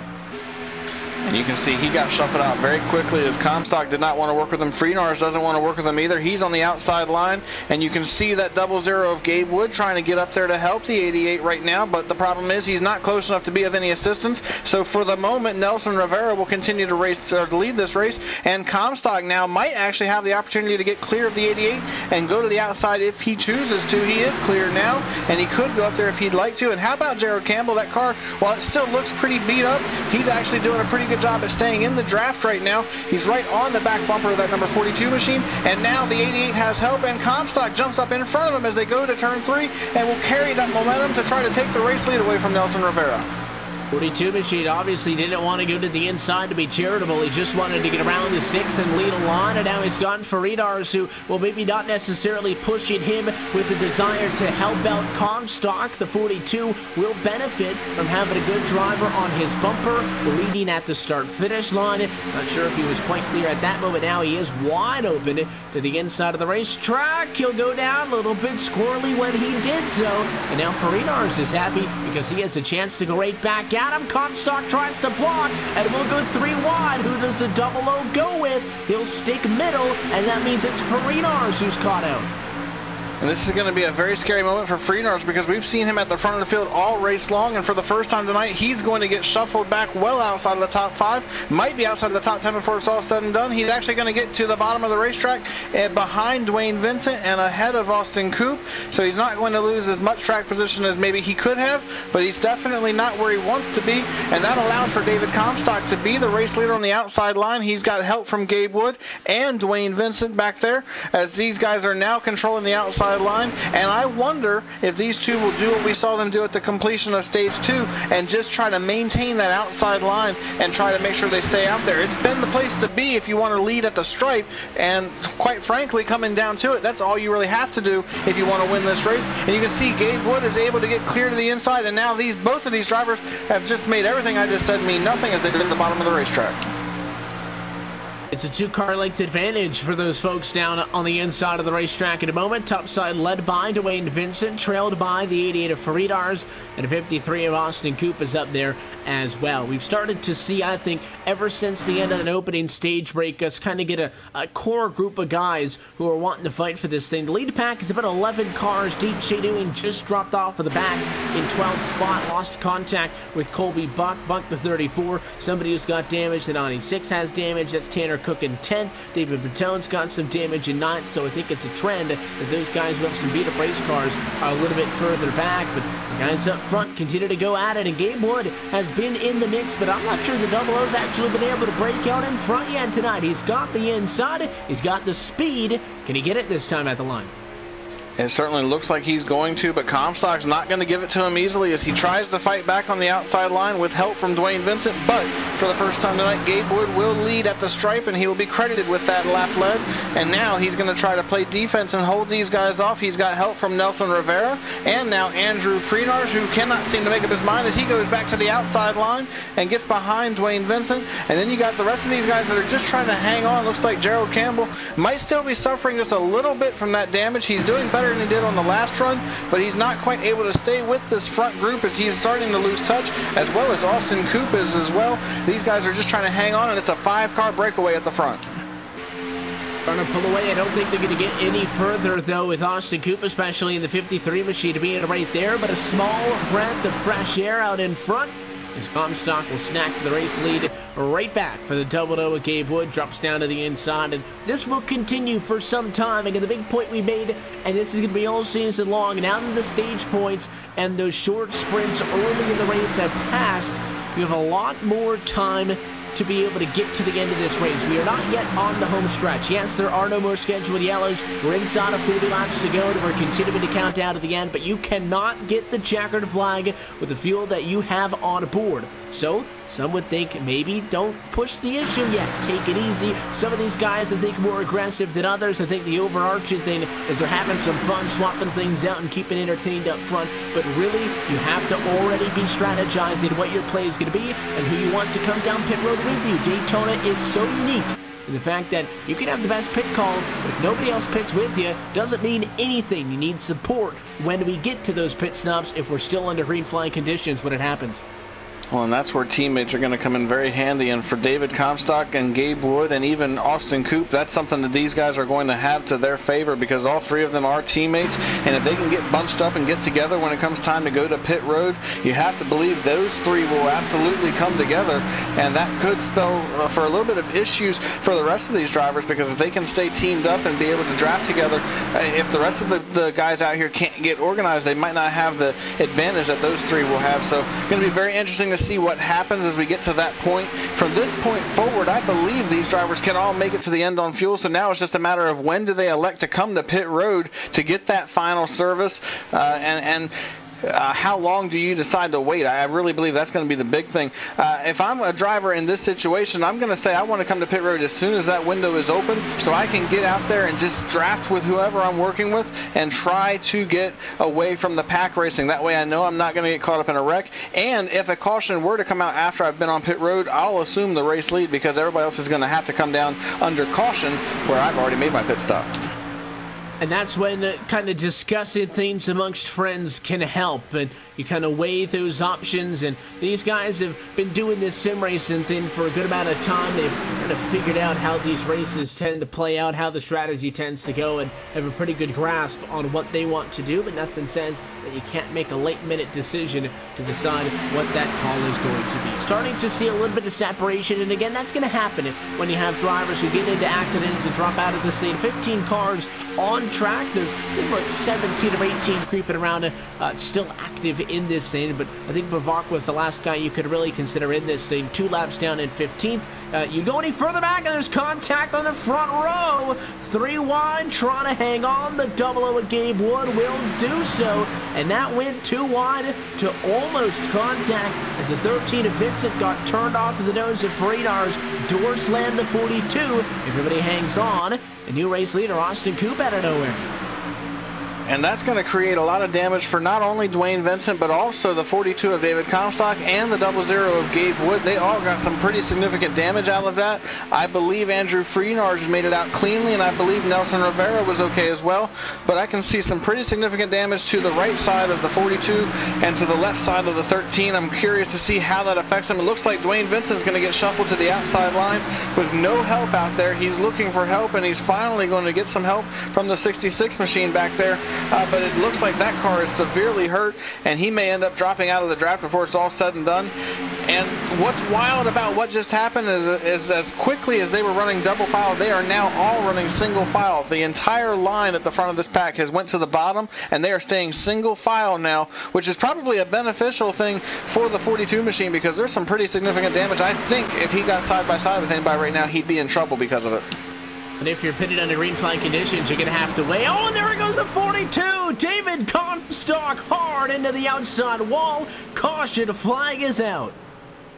And that was a bump draft gone wrong coming off of turn 2. The number 6 of Gerald Campbell was trying to push Comstock, just trying to give him some help, hooked him on the right rear of that back bumper and just turned him hard into the outside wall. And it looks like the number 66 came in late, got some damage as well, just nowhere to go. Nelson Rivera got a piece of it, just some pretty significant damage for a couple of those drivers. And you had to think this might have been coming. I believe Mitch Rolo got a piece too, just because these guys had been racing so aggressively, and they had just started to calm things down, but it was just one of those deals you almost felt it coming because of how these guys were racing. I think that near miss with the contact on the front row kind of spooked these guys, and they said, hey, you know, we're not at the end of this race yet. There's no point of wrecking each other. They got single file, and then all of a sudden, just that slightest bit of contact can send you around. And the point that I was going to make, which now is a completely different conversation for the torn-up car of Comstock, as Gerald Campbell claims responsibility for the cause of the caution, is that if you have damage, and this can apply to Austin Coop, he's got some right rear damage, it can obviously apply to the 6, who I think has had some of the more cosmetic and visual damage over the course of the race as a whole, is how much time are you willing to sacrifice on pit road to get that car fixed. If you sit down there, get the car fixed an extra 20-30 seconds, you're going to lose spots on track, but you have to figure, hey, if my car's going to be that much better now, then I can make those spots back up. But if getting the damage fixed isn't going to get your car in that much better of a position, you figure, hey, I will keep the damage on the car, the little bit that I have, and I would rather have track position to defend with instead of having both a beat-up race car and a disadvantage in the running order. It will be yellow flag pit stops, though, so a little bit more separation as they hit the line. Austin Coop in front by 4 car lengths to pit road. And this will more than likely be the last pit stop for all of these drivers, unless they're coming in to fix damage later. I don't believe you'll see anybody else coming to pit road.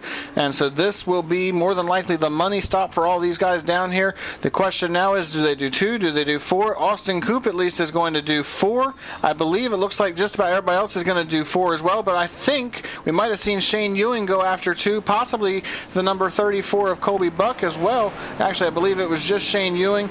And then I believe the 98 of Chase Kelly coming out in 2nd, and then Andrew Freenars is in 3rd. And actually, I believe Freenars might actually have won that battle, as he's going to move ahead and take that 2nd position away. It was the 98 machine who almost lost it coming out of the box, nearly ended up in the grass. Did go for the 2-tire call to put Chase Kelly out in front of a couple of drivers. Freenars going to beat him out, and the field will cycle up back behind the pace car and will bring us now to inside of 30 laps to go. And I think now that we have gotten the yellow, we've gotten everybody fueled up, the complexion of this race changes once more. We're no longer approach this thing as the longest stint on the evening, 50 laps to the end with a required pit stop. Now we're talking about less than 30 laps to go at Daytona International Speedway. We have all seen how late races go at plate tracks, and I think now we've kind of crossed over that line just based on the timing of everything, the ability to come down to the pit lane, get what you need to go to the end now, that this race is kind of all of a sudden at the end.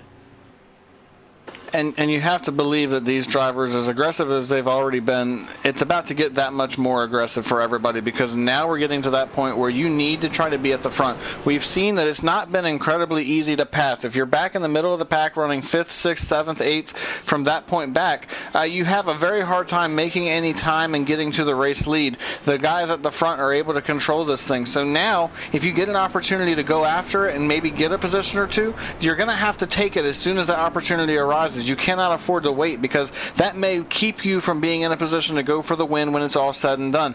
And I like this call from Shane Ewing to take the 2 tires and get out front. We haven't talked to him or talked about him at all tonight, and now he's got an opportunity with inside 30 laps to go to get up here and maybe play spoiler from some of these guys. We've talked about the same guys at the front of the field for most of the night, but now we have a couple of different faces up there that could definitely change the complexion of this thing as well. And I believe Shane Ewing is the guy that could do that. He's got a very strong car, and I think he's going to be able to hold these guys off once we get back going. But maybe the final time pit stop shuffle up the running order. Let's take an opportunity to look at top to bottom at your current race leaderboard presented by iRacing. iRacing is the world's premier online racing game with officially sanctioned series by the likes of NASCAR, IndyCar, IMSA, the World of Outlaws, Global Rallycross, and more. Shane Ewing leads at lap number 70 to Andrew Friedars, who runs in P2. Pole sitter, and the 88 has been in it most of the night. Looking to peak and close out. He leads the evening with 19 points to this moment. Austin Coop has jumped into the picture. He runs in third position at the moment with Tanner Cook, who alongside him in row number 2 will start fourth position, and Colby Buck from P5. Dylan Hickey runs in a number 6 spot at the moment. Brendan John Kohler trying to get back up into this thing. Some damage though on the Hendrick car. Chevrolet is in 7th position. Chase Kelly, pit strategy call to jump back out into P8. Gabe Wood is 9th, and Wayne Vincent back in 10th. In the 11th position right now is Nelson Rivera. Then we have, Jared Campbell is P11. Then we have Nelson Rivera in P12. David Batoon is in that 13th position. He's the first car 1 lap down here tonight. Then Steve Bivacqua is 14th. He's also 1 lap down. David Comstock is on pit road trying to get some damage repaired. He's in 15th, 2 laps down. And then the rest of these drivers are multiple laps down. The number 91 of Greg Omo is still on the track, 16th, 12 laps down. And then everybody else is already retired from the race. Jacob Porter 17th, Daniel Eberhardt is 18th, Mitch Rollo 19th, Braden Whittaker is 20th, and then we have Jeff Ward and Jeffrey Ford finishing 21st and 22nd respectively here tonight. And this has been your iRacing Midway Race Break. For more information on the wide variety of sim racing possibilities online, visit iRacing.com to sign up today. And as Evan Pisoko already mentioned, we have professionally organized racing from NASCAR, IndyCar, IMSA, the World of Outlaws, and soon to be the Global Rallycross as well. And if there's any time to sign up for iRacing, today might just be the day to do it, because we've got Black Friday deals still open, Cyber Monday deals still. So if you go to iRacing.com/membership, there is a plethora of options. You can get 50% off any new membership. That deal is valid through December the 6th. 50% off any new membership. And also, the Cyber Monday sale is also active for existing members. You can get $100 in iRacing credits for $75. So you pay $75, you get 25 free. That's 2 cars, 2 tracks, if you will, if you use the code PR17Cyber1127. We've retweeted that code on our social media, so you can't miss it. More info at iRacing.com/membership. These guys are locked in though and ready to go. A little bit of a check up on road 2 as we put 71 laps behind us and go back green, now racing to the end. And Shane Ewing has the control as they get going down into turn 1 for the first time after this restart. He's got help from Austin Coop. Then you have Andrew Freenars and Mitch Rollo on the, Tanner Cook on the outside line, as these guys are trying to make something happen now. And how about the 34 of Colby Buck all of a sudden getting back into the middle of this, as he is trying to get up there and challenge these drivers as well. The front 5 already have broken away from everybody behind them, as they're the only 5 that don't have any significant damage. You see Chase Kelly trying to find a way to get by these guys as well, but he has some guys behind him that have some pretty significant damage as well, and it might be a little difficult for them, but they are getting that run now to try to get back to the front of this thing. Inside the advantage as expected. First lap off of the restart going to be complete, and it's the control car in front with Shane Ewing, who's definitely in the best position he has been all night.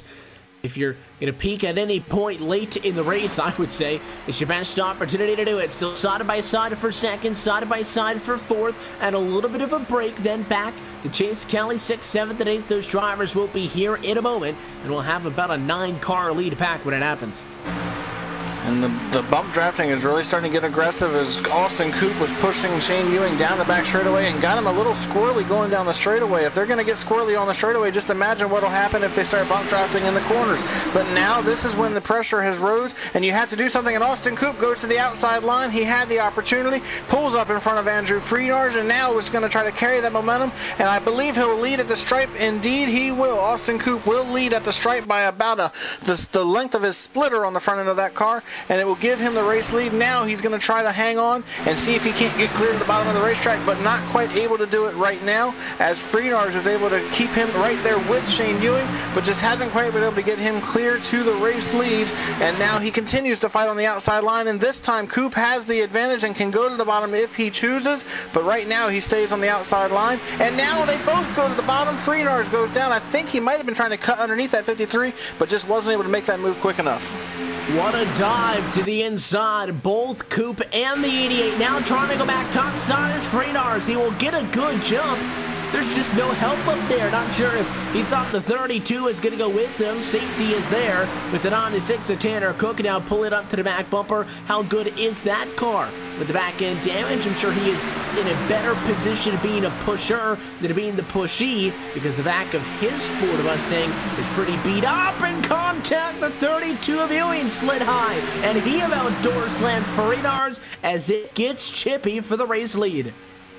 And you can see that number 88 of Freenars trying to hang on the outside line. He's got help from Tanner Cook, and you can see Austin Coop trying to fight back on the inside line. He slides up the track just a little bit in the middle of the corner, tries to break the momentum of the outside line. It worked for the moment as he's able to inch back ahead, but now Freenars tries to fight back. Coop will lead at the stripe, however, as he's able to hang on, and we're down to it. 25 laps to go in this race. It's essentially one of our stage races from here, except we have no caution to end this thing. When they get to the finish, it will be the checkered flag, and that will be your race winner. And at this point, do you hang back anymore? Do you think that these guys are going to find themselves in trouble? 24 laps is a lot of opportunities to make a mistake and end up into the fence, or do you figure that if these guys are going to outdrive me now, I'm going to be too far behind to decide at 10 laps to go to turn it up because I'll be stuck behind them? That's a question you're going to ask yourself. And whatever answer you come to in your head, you got to try to apply it, because inside of 25 laps to go at Daytona, it is go time. And a Daytona 250 season opener with the 2018 Real Sim Racing Icebreaker Winter Series campaign. And it's Austin Coop out front, who's led, I think, more laps than anybody else in the last about 15 times around. Yeah, Austin Coop has done a great job in that 53 car trying to stay at the front of the field. He's had a lot of speed all night long. Now he goes to the outside line, tries to block the run that Andrew Freenars had, and it looks like it's going to work for him as he's able to carry that speed. Now he goes back to the bottom. He's decided he's going to play the lane game here as they get to the late stages of this thing. Goes back down, protects the inside line, gets a push from the 32 of Shane Ewing. Now will he try to get back up in front of Freenars? Looks like this time Freenars is able to get to his right rear and is not going to allow for Coop to do that. They're going around a couple of lap cars. That's Nelson Rivera in the number 12 machine, and I believe that was the number 91 car as well. They were going by a Greg Omo, but these guys continue to keep rolling here as now Coop has the advantage once again on Freenars. He's able to inch ahead, and we'll see this time if he's going to jump back up and try to block that run as they come off turn 2. Will he make that move? It looks like for the moment, no, he will not. He'll stay on the bottom. Gonna keep it down on the inside of the racetrack. Those other cars have grouped back up. Cook, Wood, Vincent, Kelly, Buck are all in the mix. It is going to be an 8-car lead pack. 3 lead lap cars have dropped back.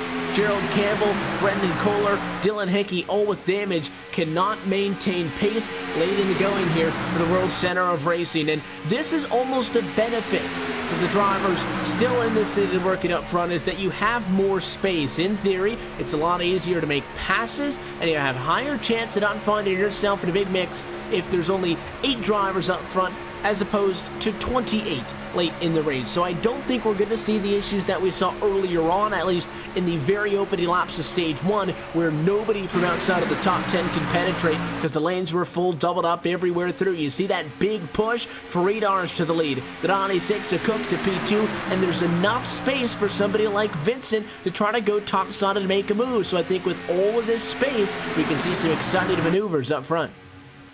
And that was a very big move for Andrew Freenars and Tanner Cook to put them to the race lead. Now Tanner Cook goes to the outside. He's got help from Austin Coop. Gets a big shot going through the tri-oval. That's going to carry him to the race lead as he's able to get clear of Freenars. Will he go to the bottom of the racetrack? Not yet. He's going to stay up top. Austin Coop is clear as well. Shane Ewing now tries to come along with him.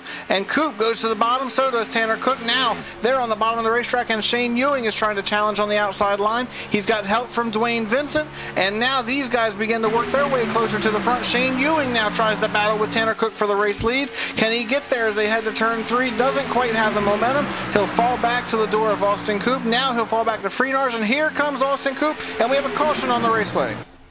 Yellow flag is going to fly, looking for issues behind, and it is Steve Bavacqua and Dylan Hickey, drivers who, as I noted, were falling off of the lead group here. At least Hickey was a lead lap car trying to work around a lap machine. The 6 and the 4 machine of Hickey was on the bumper of the 11 of Bavacqua into the corner. Those were lap cars working together, and that little bit of contact, very similar to what we saw happen with Coop and earlier in this race. When you're on the bumper and that lead car turns into the corner, it shifts your weight onto that left rear and kind of swipes you across the bumper.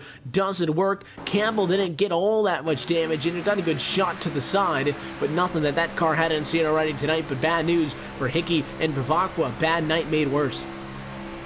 And it's just one of those deals. Very rough night for both of those drivers, and I was actually getting ready to mention that those 3 might have been in the catbird seat, because as aggressive as the guys up front were racing, if a wreck were to have happened, they could have tried to have gotten around it cleanly because they were so far behind, and might have gained a few positions and possibly put themselves in a position to maybe try to steal this thing. But now that's not going to be the case, as not only does the 6 have damage as well as the 4, or more damage than they already had, now they're more than likely not going to be able to keep pace with the draft. But for Brendan Kohler, this gives him an opportunity. If he can get that car worked on at all, he might be able to stay with this pack for the remaining laps of this race and keep himself in a position to be a little bit competitive here and maybe go up there and challenge for the race win.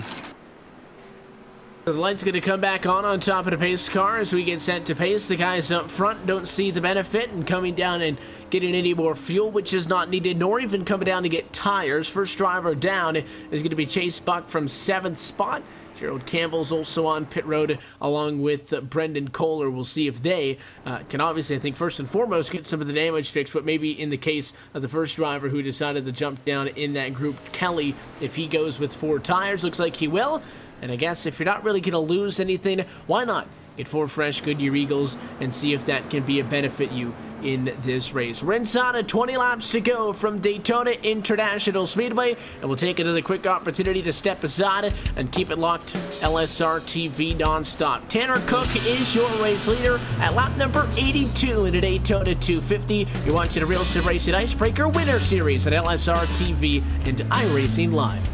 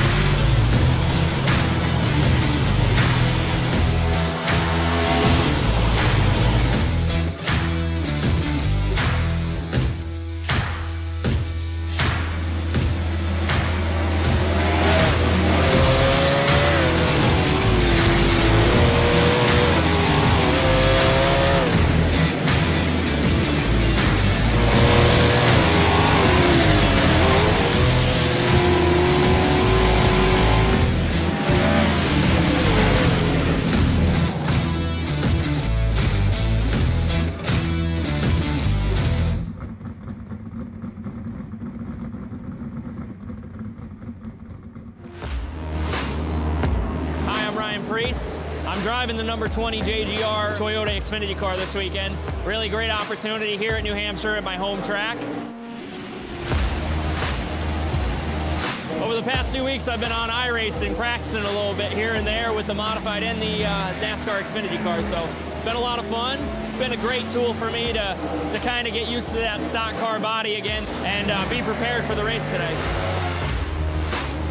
Well, yeah, it's a mile long, so the draft kind of plays into effect here with the modifieds. Punches a big hole in the air, and we run restrictor plates. So it makes a big difference. Just really fast, and it's our Daytona. So that's what's great about it, and we have a fast car for tomorrow.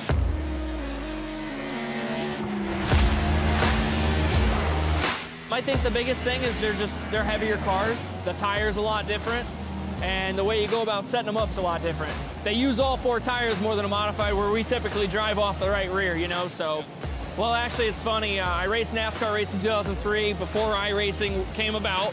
And then when iRacing came about, my friend Kevin Iannarelli, who works at iRacing, kind of told me, hey, man, you need to switch over to this. And when I did, I was like, oh, my God, this is like real life. So I started using it as a tool of mine to really prepare for modified races, whether it was Stafford or Thompson or Loudon, Bristol. And then, obviously, the Xfinity Series last year, going to road courses, trying to get laps, and use it as a tool that can get me as prepared as I could be without actually doing it. So it's been great.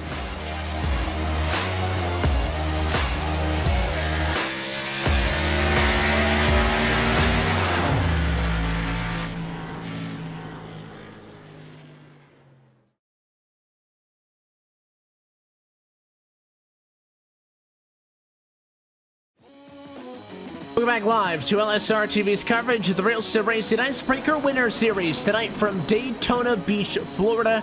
As the lights go out on top of the pace car, happy that you are still with us. Topside myself, Evan Pasoko, Brian Backlund with you, with downstairs Cisco Scaramuza twisted and tweaking the dials. Coverage of tonight's Icebreaker Winter Series opener is brought to you by Joel Real Timing, the official timing software of LSRTV. Whether you spend your time on the sim behind the wheel, on the pit box, or from the spotter stand, JRT is the go-to software for iRacing timing and scoring analytics. You can get yourself a basic download for free or the pro version online by going to joel-real-timing.com for more information. So we hit the reset button as we welcome you back in. 84 down, 16 laps to go, this time by Tanner Cook.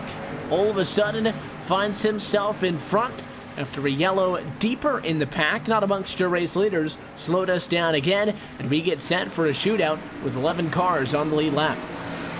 It's going to be a wild restart here, 16 laps to go when they go back to racing, and I'm really excited to see what's going to happen with the 53 of Austin Coop and the 88 of Andrew Friedars. They've been two of the guys at the front of the field all night long, and they have an opportunity to duke it out as the pace car is about to duck in for what we hope to be the final time. Tanner Cook has the control, and we have green flag racing back underway here at Daytona. 16 laps to go. Austin Coop on the outside, Tanner Cook on the inside, and Coop has no help on the outside as Shane Ewing just did not get going. Freenars has the advantage now on the bottom as he's pushing Tanner Cook, and he will get clear of Coop and is going to try to bring Dwayne Vincent along with him as they head to turn 1 and 2 for the first time.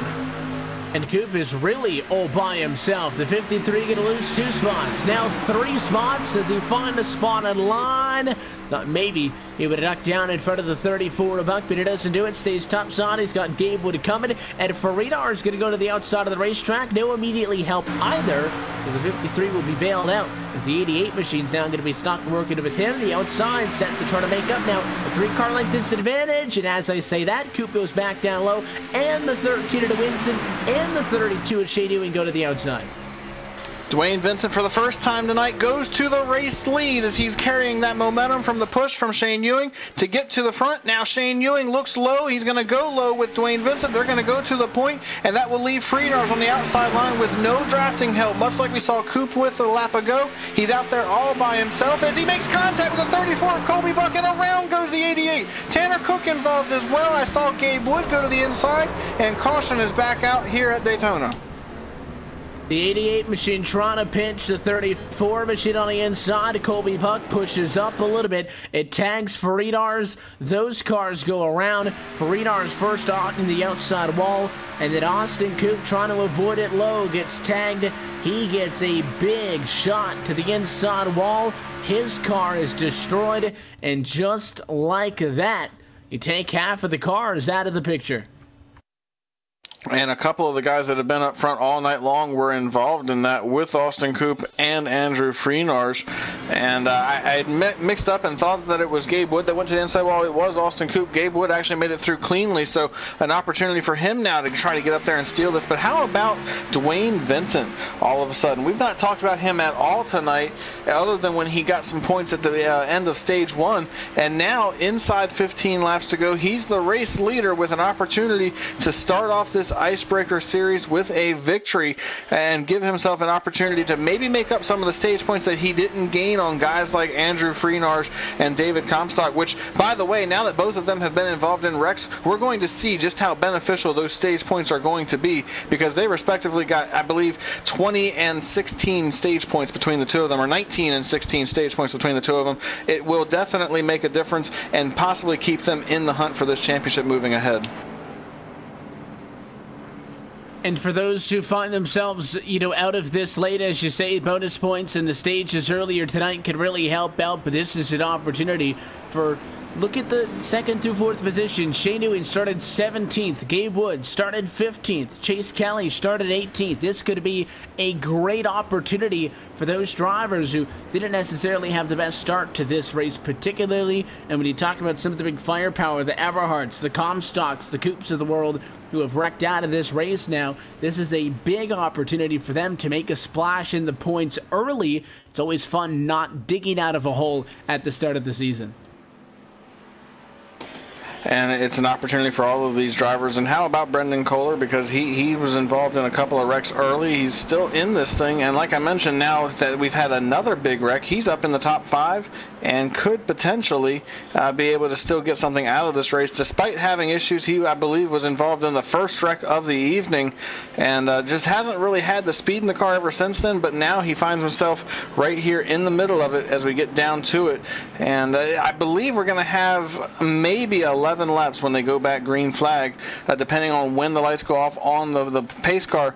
It gives him an opportunity in those 11 laps to see how much he's got left in that car and maybe get up there and challenge with these drivers, go after it. I'd love to see a great battle up here at the front, and I believe we're going to see that here, Evan Pasoko, because Dwayne Vincent, Shane Ewing are two guys that have a lot of respect for one another, and I believe you're going to see those two really show it on the racetrack here.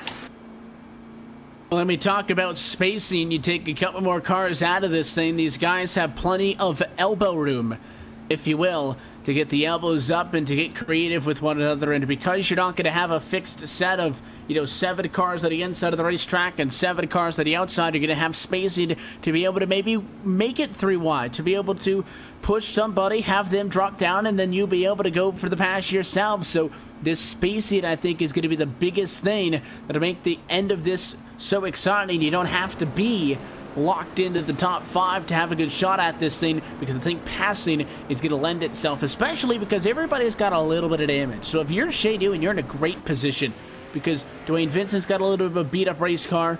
Gabe Wood's got a clean car behind you. If you've kept your car clean, you're in a fantastic spot now to be able to get that a little bit of an advantage. Who would have thought we'd be talking about who has a clean race car at the end of the race at Daytona? I think that's something you'd expect us... Completely unheard of.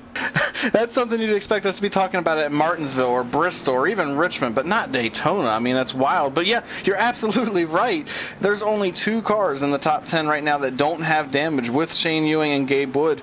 And I believe those 2 are the 2 that you have to really pay attention to, because if they can get hooked up and get away from these cars with damage, they might be able to get far enough ahead of them to where they can actually just try to settle this amongst the 2 of them. So it could be very interesting to see if those 2 cars elect to try to work together to get around the damaged race cars and get away from them, what they elect to do here. But it's going to be a wild race back to the finish either way. I believe that you're going to see these guys get after it pretty quickly, and now if we've seen a lot of pretty hard racing, this will be the time where these guys are going to test their limits and start pushing in the corners, and we're going to have to wait and see how that ends up ending for those drivers out there. Just waiting to get a final number on how many drivers are going to be in this scene, but I believe we might have the driver, the 00 on the radio. Gabe Wood, you got us? Got a copy. Well, we were just talking about you. Thanks for jumping in with us for a moment. The number of cars has dwindled down in the late going, as it always does at a place like Daytona. I'll kind of ask you the question that we've been just kind of discussing back and forth, is that there's a lesser car count out there. There's a little bit more space, if that analogy makes sense. Is that something that kind of helps you guys out here restarting back on Road 2 to have a little bit more of an ability to make moves to try to get up front? Yeah, it's pretty much been that way all night. I mean, when you got 30, 40 cars in a race, especially with the B cars, the way that they suck up, you kind of have limited options when you go to, drop back in the pack. But, we started 22 here. It's a half-decent field, but you know, if I wanted to drop to the back early, I'd be able to, you know, work my way up through. And I kind of did that in the early going, and then, you know, kind of got the stage points. But now with, you know, what is it, 4 rows of cars left, I think I could just pretty much go all out here. I mean, there's going to be no riding. I'm going to push whoever's in front of me and then try and make the move at the end. Lights out on top of the race car, you'll have 10 laps. Does that mean you have to go right away, or can you kind of sit back a little bit and strategize something? Well, you got a couple laps to kind of make your bed, and then, you know, with about 6 laps to go, you're kind of stuck with who you're with. You really got to manage the engine temps.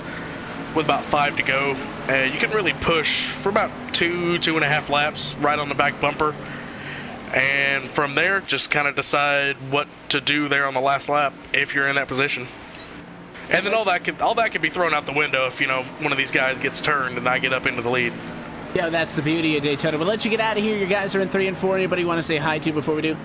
I want to thanks to Ashton Crowder, Tana Talrico, everybody at the Drill Spill. Got him on the hood of the car. Might bring him back for the 2018 Full Throttle Cup Series season. You know, everybody on the ARCA side, UNOH side, want to thank him. Gabe Wood runs in 3rd at the moment. Gabe, appreciate the time. Best of luck here with 10 to go. Thank you. Here we come at turn number 4. Lights out on top of the pace car. It is going to be a Dwayne Vincent inside, Shane Ewing outside front row. Is this going to be the final sprint to the end from Daytona? Green flag is back in the air. And immediately Dwayne Vincent gets away. Shane Ewing once again does not have a very good restart. That's going to allow for the inside line to get rolling. You see Gabe Wood on the back bumper of that number 13 machine trying to push him, trying to get clear of the outside line. But Shane Ewing now has help from Chase Kelly in the outside line, and he is trying to make that move now as they get up to speed here. Once again, it takes almost a full lap for these cars to get to full song, and now everybody is pushing as hard as they can trying to make it happen. It's a 4-car breakaway at the front as Dwayne Vincent, Gabe Wood on the bottom, and then Shane Ewing and Chase Kelly in the outside line trying to make it work.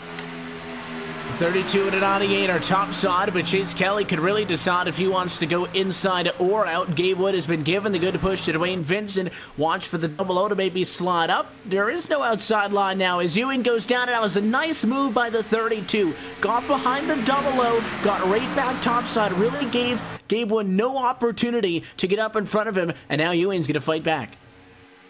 And I believe this is going to be our battle to the finish. These 4 cars are the only 4 cars without any significant damage to keep them from being able to race for the lead and in the main pack. Brendan Kohler is back there with Gerald Campbell trying to hang on, but they're just not quite got enough speed in those 2 cars to be a part of it. Now Shane Ewing has the momentum as he will move ahead of Dwayne Vincent. Will he go to the bottom of the racetrack? He tries, he closes the door, and he slides in front of Dwayne Vincent, just barely getting ahead of him and staying on that bottom of the racetrack. That leaves Chase Kelly out there with no help. He's going to have to get in line behind the 00 as quickly as possible so he doesn't fall out of this main draft. And now they will go single file at the front with Shane Ewing leading this thing now. Now the question is, Evan Pasoko, if you're Dwayne Vincent, when do you make the move, and do you know for sure that you're going to have help when you make it? And just the gut instinct is to get around the 32 as quick as you can, but you saw in that excited run to the end of stage 2, David Comstock at a couple of times was clear on the outside of the racetrack, but didn't go to the bottom, because if he went down low, outside the passing lane was wide open, and he knew that Friedars was probably going to pass him right back. So if you're Dwayne Vincent and you like being the predator instead of the prey, you stay behind the 32. When do you make the move on that last lap if you like where you are now? Or if he's more confident in blocking and making it a wide race car, then he would want to get in front of the 32 before that point. I can tell that the 98 of Chase Kelly wants to go. I think he's kind of sensing that Dwayne Vincent doesn't have much of inspiration to get around the 32. He kind of likes where he is right now, and the 98 keeps sticking a nose out topside, maybe trying to get Gabe Wood to go with him.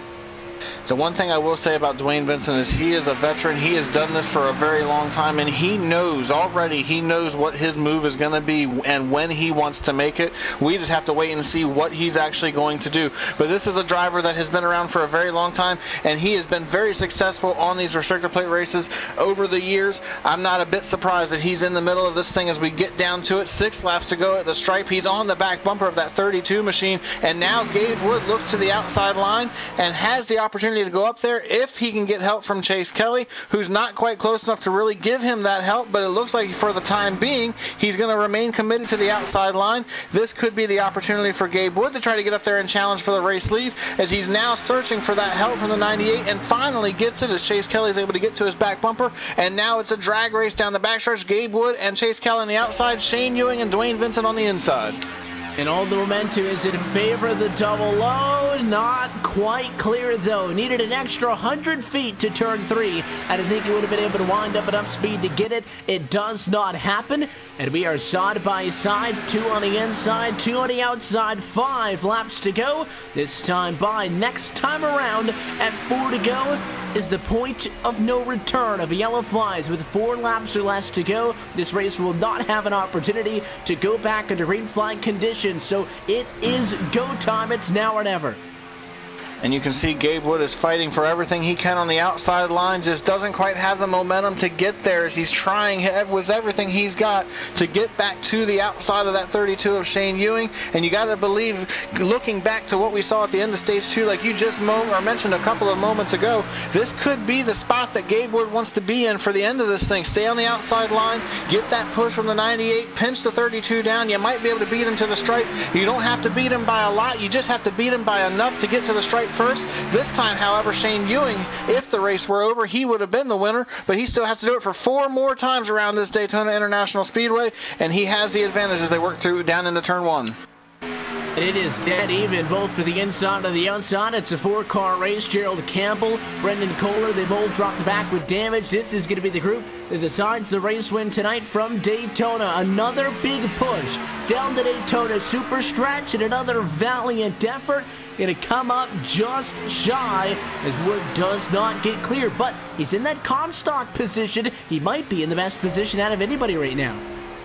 If he can stay up there and be in this position coming to the white flag, I believe he will be in a very good position. The problem is, right now at least, Chase Kelly has not been able to keep Gabe Wood close enough to really challenge at the stripe. We just saw right there that Shane Ewing was able to beat him by about half a car. Shane Ewing beat him the lap before as well. If these two can't get a little bit more organized and can't start getting a little bit closer to the race leader, it may not work out in their favor. This could be the battle that Shane Ewing wants to see right now, because they just haven't been able to do it. You can see once again down the straightaway, Gabe Wood's able to carry some speed. They're pushing pretty hard, but once they get to the corners here, you just see that begin to fade, and that's exactly what we're seeing now, as Gabe Wood has the advantage, but Shane Ewing is fighting back on the inside and is able to inch ahead. And now we wait and see what happens as they come off this corner, coming to 2 to go. 2 laps to go from Daytona. Remember, if you do get to the white flag at this juncture in the race, doesn't matter what happens, you're going to be able to go to the end. But that's 2.5 miles from now. If you're the double O, you want to set up and get that run out of turn 4. Sometimes easier said than done. But if you're Dwayne Vincent, you liked where you were before there were 2 cars topside, because you were going to be able to make a move topside on Ewing, coming to the checkered flag. Can you still do that if you're the 13? If not, you got to get somewhere else. Right now for Dwayne Vincent rather, he's just looking for an opportunity, and I believe if he can get that 32 clear of either one of those drivers, he's going to jump up and try to make that move. Coming to the white flag this time by, though, there's still double file at the front. Gabe Wood on the outside and Chase Kelly pushing, with Shane Ewing on the bottom. White flag in the air here at Daytona.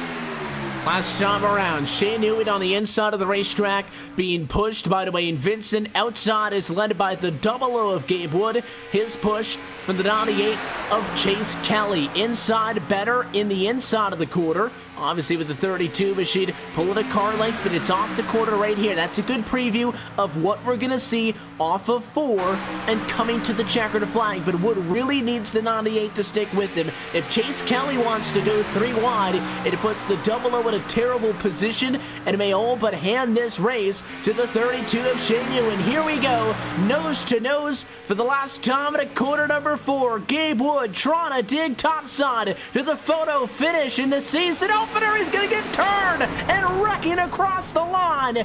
Gabe Wood wins from Daytona. What a finish right there. Chase Kelly tried to make it 3 wide coming to the stripe to see if he could take an opportunity to go for the race victory, but he just wasn't quite able to get in between those 2 cars without the contact, and an incredible finish to the season opener here at Daytona.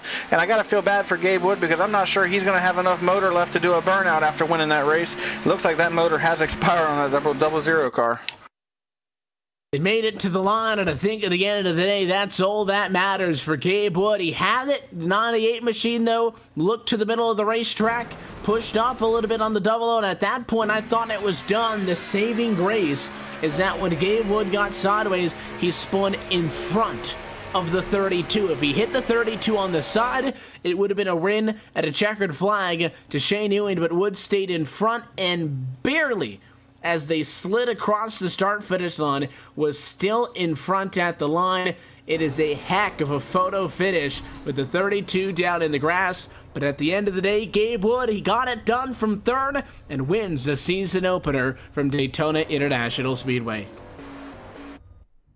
Absolutely incredible for all of these drivers, and what a way to start off the season. Some really exciting racing from start to finish, and the stage racing proved to make these races as exciting as we expected them to be. These guys went after it at the end of each stage, trying to get every point they could, and we might see that end up coming into play for guys like Andrew Freenars and for David Comstock, who had fast cars all night long but just didn't have the finish. As Freenars comes home, I believe, in the 10th position, Comstock will come home in 16th, so those stage points might keep them in the mix of it when it's all said and done. They'll still get some decent points out of this thing despite their bad finishes here tonight.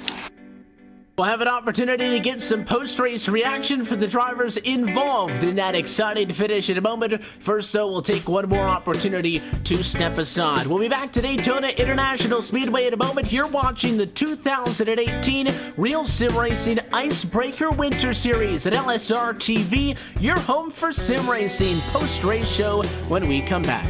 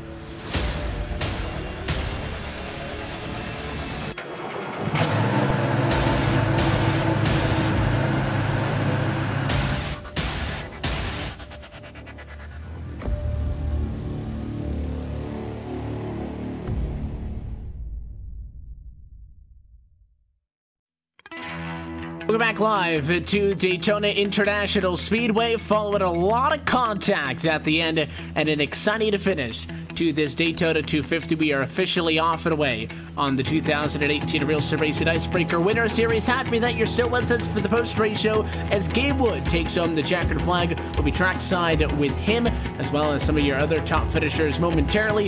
First, as always, we take a look top to bottom at your LSRTV full race results. Gabe Wood gets the win to the tune of 11/100ths of a second over Shane Ewan, who comes home in second position tonight. Dwayne Vincent comes home in third. I believe all three of our top three finishers are trackside with us in a moment. Chase Kelly comes home tonight in fourth position, and we will have a change post-race race control. But to make sure I'm reading it right, race control is going to swap out P5 and 6. So it's Sowing, Gerald Campbell, and then Brendan Kohler. Kohler will be credited with 5th position. Campbell will drop to P6 for passing below the double yellow at the end of the race. Tanner Cook comes home tonight in 7th position. Nelson Rivera comes home at 8th. Final driver on the lead lap, P9, is Colby Buck. And P10, 2 laps down, was Andrew Freenars. David Batoon will finish in the 11th position here tonight, 9 laps down. Then we have Stephen Bavacqua, who will finish 12th. Austin Coop, after getting caught up in that wreck with about 10 laps to go, he'll come home in the 13th position. Greg Omo will finish 14th. Then we have Dylan Hickey in 15th. David Comstock, Stage 2 winner tonight, he will finish 16th.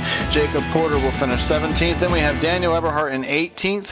Mitch Rollo comes home 19th. Then Braden Whittaker will finish 20th. Jeff Ward will come home 21st. And Jeffrey Ford will round out your 22 car field here tonight at Daytona. And what an incredible race we had. And Evan Pasoko, I believe you are down in Gatorade Victory Lane with our race winner. The commentator's curse is finally over, and Gabe Wood has went to Victory Lane. He's your winner tonight from Daytona International Speedway, trackside with the driver of the 00, Gabe Wood. Gabe, congratulations on the win. It kind of broke it down for us coming to 10 laps to go, and it worked out. How'd that go according to plan? I wasn't expecting to be leading an outside charge, so that just goes to show plate racing. That was awesome. I mean, there were some guys throughout the race kind of drifting up off the top or off the bottom, and you wouldn't really want to race them side by side. But I just told Shane and Dwayne this, if I was to have a 2-car tandem below me, it would have been those two guys. And hats off to the 98 of Chase Kelly in the 98. The kid did one heck of a job pushing me, and I hope he's in TeamSpeak because I need to thank him. When you're leading up there on the outside, we kind of thought it was like what we saw with Comstock at the end of Stage 2, leading the top side, but really in no rush to get clear and down to the bottom. Was that what you guys were thinking too? You want to be leading that top side coming to the checker, or were you trying to get clear of the folks at the bottom and just couldn't get there? Well, I had seen what had happened. I was when we were kind of cycling out, that restart with 10 laps to go, the final restart, the guys, they would get out in front, and then they would abandon their partner, and then that would give the guys behind them a chance to kind of shuffle around. So if I knew I kept my partner behind me, I'd be able to, kind of dictate his race. He'd be kind of forced to stay behind me, especially with 2 to go, because you're not going to get another chance at it. Obviously, it's a fun night when you come to Daytona. It's even more fun when the car ends up in victory lane. But to start the season off, and, we saw the likes, you mentioned some of the names for Faridars and Comstocks and the Eberhards. They had good races, and they got a lot of bonus points courtesy of the stage racing that we'll see over the course of the year, and that's definitely going to help them. But coming into this race, starting back in the pack in 15th position, and then ending up winning in the season opener, put you ahead of the crowd going into the next race. 1 down, 8 to go. I know it's very early on, but I would argue that I would much rather start the season strong than start the season off with a poor result. So how do you guys build upon this, and what kind of advantage, if any, does this give you? Well, I've kind of struggled with my rookie year, I guess you could call it, in the Full Throttle Cup Series this year, and I was kind of looking forward to kind of getting some mojo back because I'm a lot faster in the B car, at least, in the leagues that I run. So it'll be fun to kind of see how I stack up against guys like Dwayne and Shane. I race Shane actually a lot in the series that we're running, but Coop, guys like that. And I'm looking forward to it. And truth be told, I actually registered for the series at about 7 o'clock while I was working the late shift at Pizza Hut. I just remembered. I was like, oh, I hadn't signed up for Icebreaker. Well, they're racing tonight. Let me go ahead and race. So, late decision turns into a win. This is awesome. And it is the correct decision, obviously, and you guys made all the right moves there late. You put yourself in a position. It got a little bit dicey to the end, coming off of turn 4. Were you confident that, that guy was going to stick on your bumper? Were you watching the 98 to try to make it 3 wide? What did you think he was going to do compared to what happened? Well, I had Tanner Cook and Porter in my ear, so that was kind of... I couldn't really concentrate all that much, but I'm lucky all I had to do was turn left and put the foot down because it was shaking about the last 3 laps just trying to keep the nerves right. But, when we went into turn 3, I saw Shane start to drift back, and then he got the run going into turn 3, and I knew that the run was going to fizzle out of the bottom by the time they got to turn 4. So I was pretty confident by the time we came off of turn 4. I think it was Tanner Cook go on the radio, and he goes, "Oh, you got this." And sure enough, and I'm, apologies to them for wrecking him at the line because it looked like the 98 was trying to stay right there next to him, and I kind of drifted up, and it ended up to where I got hooked. But I think me and Shane kind of discussed it. I was going to get the win anyway. I think I would have had the advantage. The win for you guys at Daytona. I know you've already mentioned a lot of them. We'll give another opportunity. The sponsors and the shout-outs, the folks behind the scenes. Who goes into a win like this? Well, I didn't get a chance to mention it. Of course, the Drill Spill, Tanner Talrico, Ashton Crowder, all the guys over there. I've been running this car a lot. I mean, all the guys have abandoned their breast cancer awareness cars. I'm actually running this. I'm hoping he's watching for a buddy of mine, Curtis Young. I used to, commentate his races with another league and run with him a lot. His mother actually passed away from breast cancer about 10, 12 years ago, I think that's what he told me. And, the whole idea of this car, my first truck that I painted this exact same paint scheme was in tribute to her. So pretty much I've been running all these cars in tribute to her. So I want to thank her. I want to thank, guys from the Drill Spill. Any of my buddies from UNOH watching B-Class on Tuesday, make sure you congratulate me. Race winner tonight from Daytona International Speedway, driver of the 00 machine, Gabe Wood is the first winner on 2017-18. Gabe, we appreciated the time earlier. We appreciate your time now. Congratulations on the win. Hopefully for you guys, the first of many victory lane interviews on a Monday nights. Yep, finally got the monkey off my back. First win. Woohoo! Coming home 11/100ths of a second in front of Shane Ewing, who came home in second position tonight. Dwayne Vincent came home in third. Trackside with both of them is Brian Backlund, beginning with the driver who was just off the mark by the slimmest of margins. 11/100ths of a second. That is the difference between a victory and finishing in second. Shane, you were so very close to getting that victory here tonight. Take us through your night, and especially the closing laps, trying to hold off Gabe Wood and the charge that he had on the outside line. As far as the race goes, it just, with this car, that just didn't seem very stable. Cars were moving around a lot and just wasn't comfortable up in the pack. So I went back to the back with Dwayne, and we rode back there good part of the first 2 stages, just trying to keep the car in one piece. And then there at the end, the only cars that didn't have damage were me and the 98. I saw that Dwayne had a little right front damage and Gabe had a little bit more right front damage, but the 98 and I were clean, and the 98 was just pushing the heck out of Gabe. And I knew Dwayne would work with me. We always work really well together, and he was the one guy I knew would stay with me, so I was committed to staying down there. And then we got there to the last lap, and I could tell that Gabe had a really good run. I was just trying to get to the end there, and then when I got turned sideways, I was pissed at first, really, but I went back and looked at the replay, and I would have lost anyway. So second place sucks, man. I've been close to winning several of these plate races, and I just haven't had the luck or been able to close the deal. So we'll take the points, but man, it sucks. And talk about for a moment the first time we've done stage racing here. It was a pretty eventful night, especially around the completion of both of those stages. From your perspective, from the driver's perspective, how does it change the racing, going out there trying to get every point you can, knowing that those points could be the difference between racing for a championship at the end of the season and watching somebody else go after it? Oh yeah, I mean, after watching the Cup Series all year, you know how important those points are, and although you're trying to keep the car clean, like I'd have stayed at the back more than I did, but there towards the end of the stages, Dwayne and I both got up towards the front, and I think we got stage points both rounds. But I'd have been nowhere near that fight that early in the run if it wasn't for that. So it does change strategy. Now, when cautions come out a few laps before the end of the stage, where you normally would hold on to track position, do you pit a little early and then try and get those points after that? So it opens up a lot of strategy, and I personally like it. So we'll see how it plays out. Yeah, it was a very exciting night. Of course, Daytona always brings a lot of excitement, but we're going to go to our first 1.5 mile track next week at Las Vegas. How do you feel about going out there? I've always liked Atlanta. It's been a good track for me. We'll see in the B car. Hopefully we got a little bit more speed in the B car than we did in full throttle all year.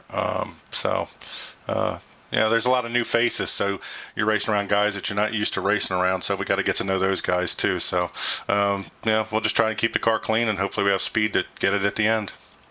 All right, Shane, well, before we let you go, sponsor shout-outs. Who makes it happen for you on the 32 machine? As always, I want to thank you guys at LSRTV for taking over the league and doing such a great job. I say it all the time. My mom gets to watch every week, and I love that she's able to do that. I got to take a minute, and I got a big fan of Dave Patone, who's new to the league. His daughter, Isabel, watches the races on replay. So, Isabel, I'm giving you a shout-out. Appreciate you watching and pulling for the 32. My wife, Christina, and my daughters, Haley and Ashley, appreciate you letting Dad have so much time to do something he loves to do. Thanks, guys. We'll see you next week. Congrats on your second place finish, Shane. We'll see you next week out there, buddy. Thanks, Brian. See you. Yes, sir. That was Shane Ewing. Comes up just a little short here tonight for getting the victory, but he's got a very good start to the season and go after that championship. Now I'm going to step over just a couple of doors down, catch up with our third place finisher, Dwayne Vincent. Dwayne, we haven't talked to you in a little while. It's been a good night here for you as well. You get a good finish to start off this season, and you snag some stage points earlier on. Take us through your night. Yeah, it was pretty wild out there, man. These cars, I haven't driven one of these since last year for the Icebreaker. It's very, very twitchy. Cars are moving around a lot, but we laid back, Shane and I, and the first two stages, and we kind of got lucky with people wrecking out and stuff, and we came out with some pretty decent finishes. But towards the end there, I was trying to push Shane with everything I had. We both had damaged cars. I think all four of the cars, top four, had damage, so we were just pushing the heck out of each other, trying to see what we can get. But it ended up pretty good. We'll take third. And you mentioned it, all the cars at the front were damaged. What was it like looking around you, sitting on the racetrack and seeing all those damaged race cars? I believe me and Evan were talking about it during the broadcast. We thought everybody looked like they were racing at Martinsville instead of at Daytona. It was a pretty wild night for you guys down there. Yeah, sure it was, man. I had like about 10 seconds first time, got it all fixed. Second time I had like 15 seconds. Got it all fixed, but the car just wasn't the same. But, when we were coming up through the pack, and I was just passing up cars, and I was like, man, is there at least one clean car on the track? If so, he can win this thing. But there wasn't many. And I want to real quick just touch on your strategy call at the end of stage one. You came to pit road, went ahead, got your fuel, and ended up coming back out on the racetrack. We had that quick caution to end the beginning or the end of stage one, and you were able to get a fourth place finish out of it. Was that a strategy call that you expected to get you bonus points out of it, or were you just looking to put yourself in a position to gain some track position to start off the second stage? That's what track position is all. I got lucky finishing, what was it, fourth, I think it was, but really just track position is all that was about. No strategy at all. Kind of got lucky on that one. Well, yeah, obviously you had a really good night. Before we let you go, Dwayne, just want to give you a chance to say thank you to your spotter or your sponsors and say hi to any friends or family that might be watching. Who makes it happen for you on the number 13 machine? Yeah, Parker Hydraulics. All you guys at LSR taking over RSR. I know it's a lot of work behind the scenes that people don't see. So we appreciate all you guys are doing to keep this whole thing going. And looking forward to this Icebreaker series for this winter. I'm looking forward to Las Vegas next week and see what we can do. It's always a pleasure catching up with you, Dwayne. Good luck next week at Vegas, buddy. Thank you, man. That's Dwayne Vincent, finishes third here tonight at Daytona. And for Evan Pasoko, what an incredible start to this Icebreaker series. It's always a fun series, getting to come out here and do this during the winter. A little bit less stressful than running the full season in the Full Throttle Cup Series, but nevertheless, still a lot of exciting racing and a lot of competitive drivers out there on the track. Yeah, it's not, 35 weeks of, almost at times probably agonized and having to be there every single week to be able to not drop back. Not weeks, it's a little bit more condensed, but I promise you by the time we get to about the halfway point in the year, these guys are going to be just as committed to trying to take home this Icebreaker Championship as they are on Monday nights during the regular racing calendar year with the Full Throttle Cup Series. But Daytona comes and goes, and the season marches right on next week. Same time, same place here at LSRTV at Our Racing Live, just past 9:30 on the East Coast. And we head out by way to the intermediate 1.5 mile Las Vegas Motor Speedway, Brian, for the first what we'll call regular race on the year as we get into the bulk of the calendar.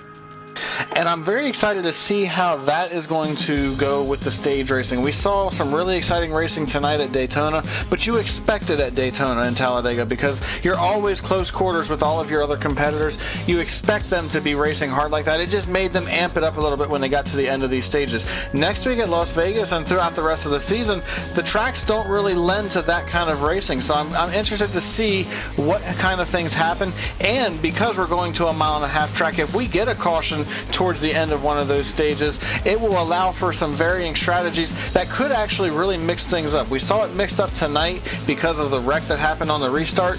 You won't generally see that at Daytona and Talladega, but if we have a caution with 5 to go at Las Vegas and we have a green-white checker like we did tonight, those guys that pit for tires might actually have an advantage and be able to steal some stage points because they have the faster car at the end of it. It's going to be very exciting to see what happens next week and moving forward with the stage racing.